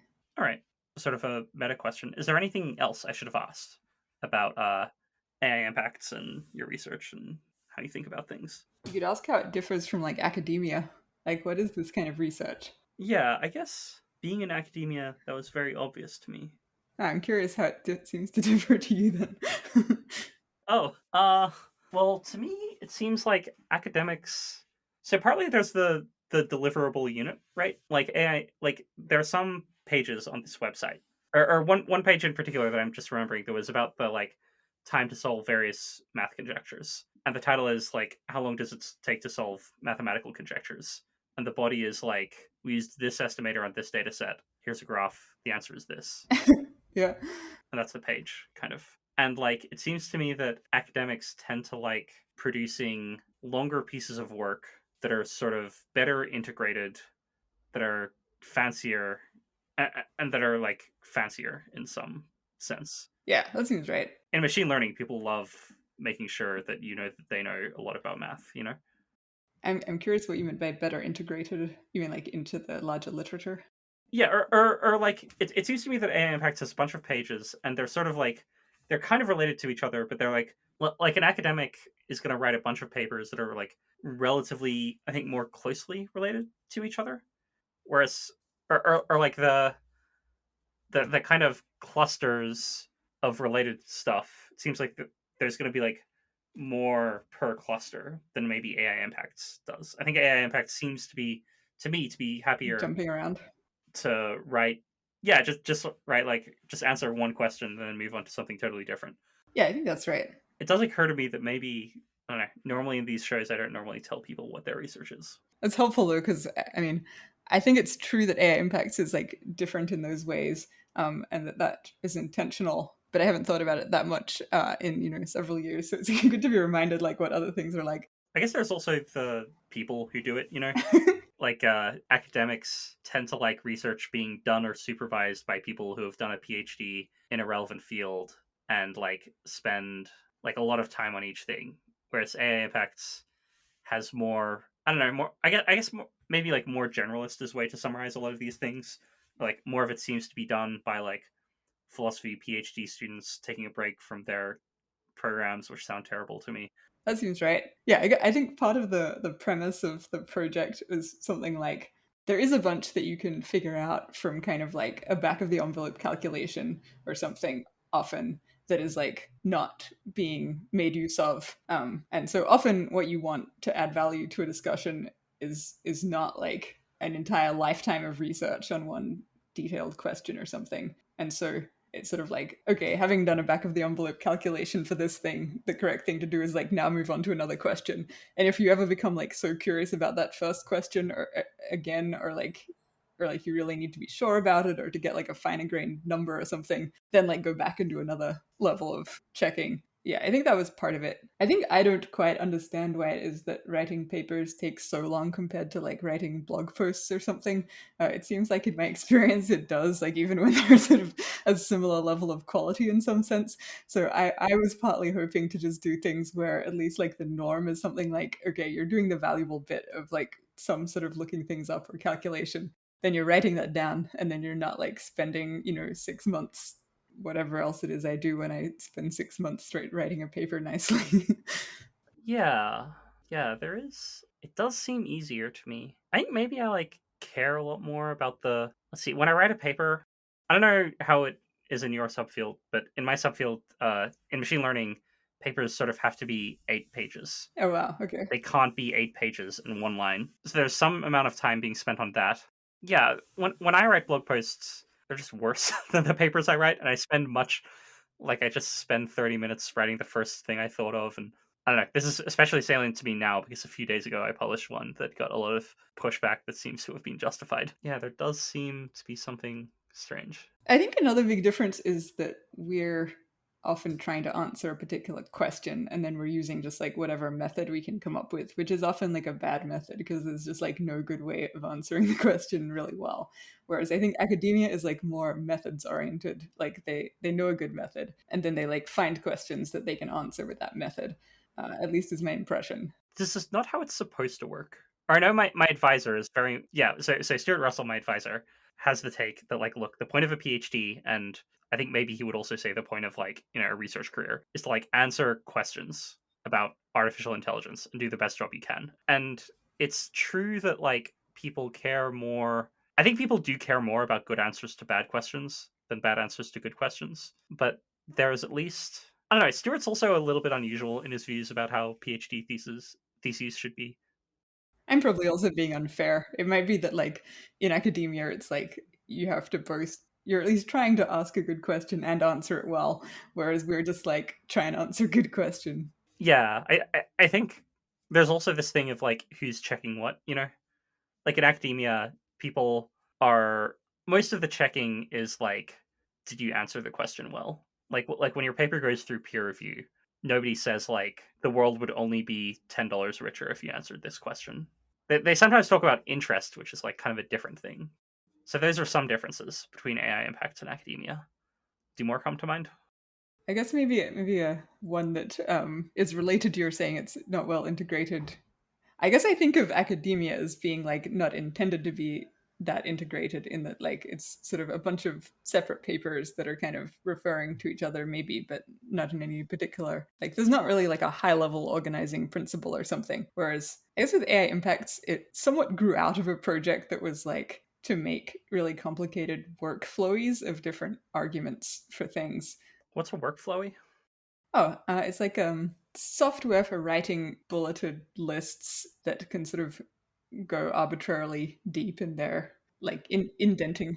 The levels of indentation.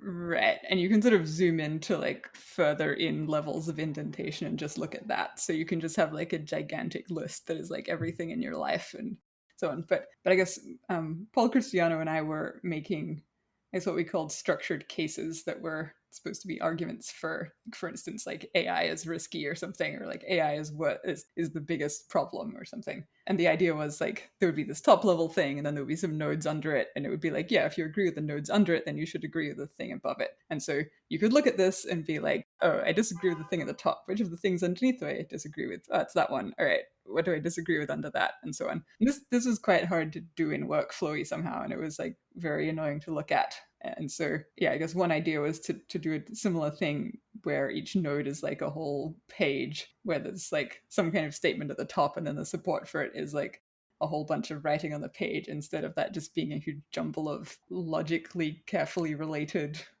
statements. And so I guess AI impacts is still somewhat like that, though not super successfully at the top, in that it's like missing a lot of the top level nodes that would make sense of the lower level nodes. Is that like roughly a comprehensive description of the differences between AI impacts and academia? AI impacts is much smaller than academia. Also true. Yeah. I imagine it's not a comprehensive list, but it'll do for now. All right. So I guess the final question that I'd like to ask. Oh, I forgot about one. Another one is you, by working on AI impacts, you sort of look into a bunch of questions that a lot of people, I guess, have opinions on already. What do you think people in like AI X risk research are most often, most importantly, wrong about? I guess I'm pretty unsure, and like places where it seems like people are wrong, I definitely don't have the impression that like obviously they're wrong rather than like I'm confused about what they think. I think we have a sort of meta disagreement maybe where I think it's better to write down clearly what you think about things than many people do, which is maybe part of why I don't know exactly what they think about some things. Yeah, I mean it's not that other people don't ever write things down clearly, but I guess it's a priority for me to try and like write down these arguments and stuff, and really try and pin down whether they're sloppy in some way. Whereas it seems like in general there's been like less of that than I would have expected overall, I think. I mean, I think people write a lot of Yeah. stuff. It's just about like it's sort of taking a bunch of things for granted. Or like maybe the things that were originally laying out the things that are being taken for granted were not like super careful. They're more like evocative, which is maybe like the right thing for evoking things. Maybe that was what was needed, but I guess I'm like more keen to see things laid out clearly. All right. So if people are interested in following you and your research and AI impacts research, how can they do so? Well, there's the AIimpacts.org website is a particularly good way to follow it. I guess we have a blog which you can see on the website, so you could subscribe to that if you want to follow it. I guess otherwise we just sort of put up new pages sometimes, some of which are interesting or not, which you can also subscribe to see if you want. If you just want to hear more things like that I think about stuff, I have a blog, worldspiritsockpuppet.com. All right. Great. Thanks for appearing on the show, and to the listeners, I hope you join us again. Thank you for having me. This episode is edited by Finn and Adamson. The financial costs of making this episode are covered by a grant from the Long-Term Future Fund. To read a transcript of this episode, or to learn how to support the podcast, you can visit axrp.net. That's axrp.net. Finally, if you have any feedback about this podcast, you can email me at feedback@axrp.net.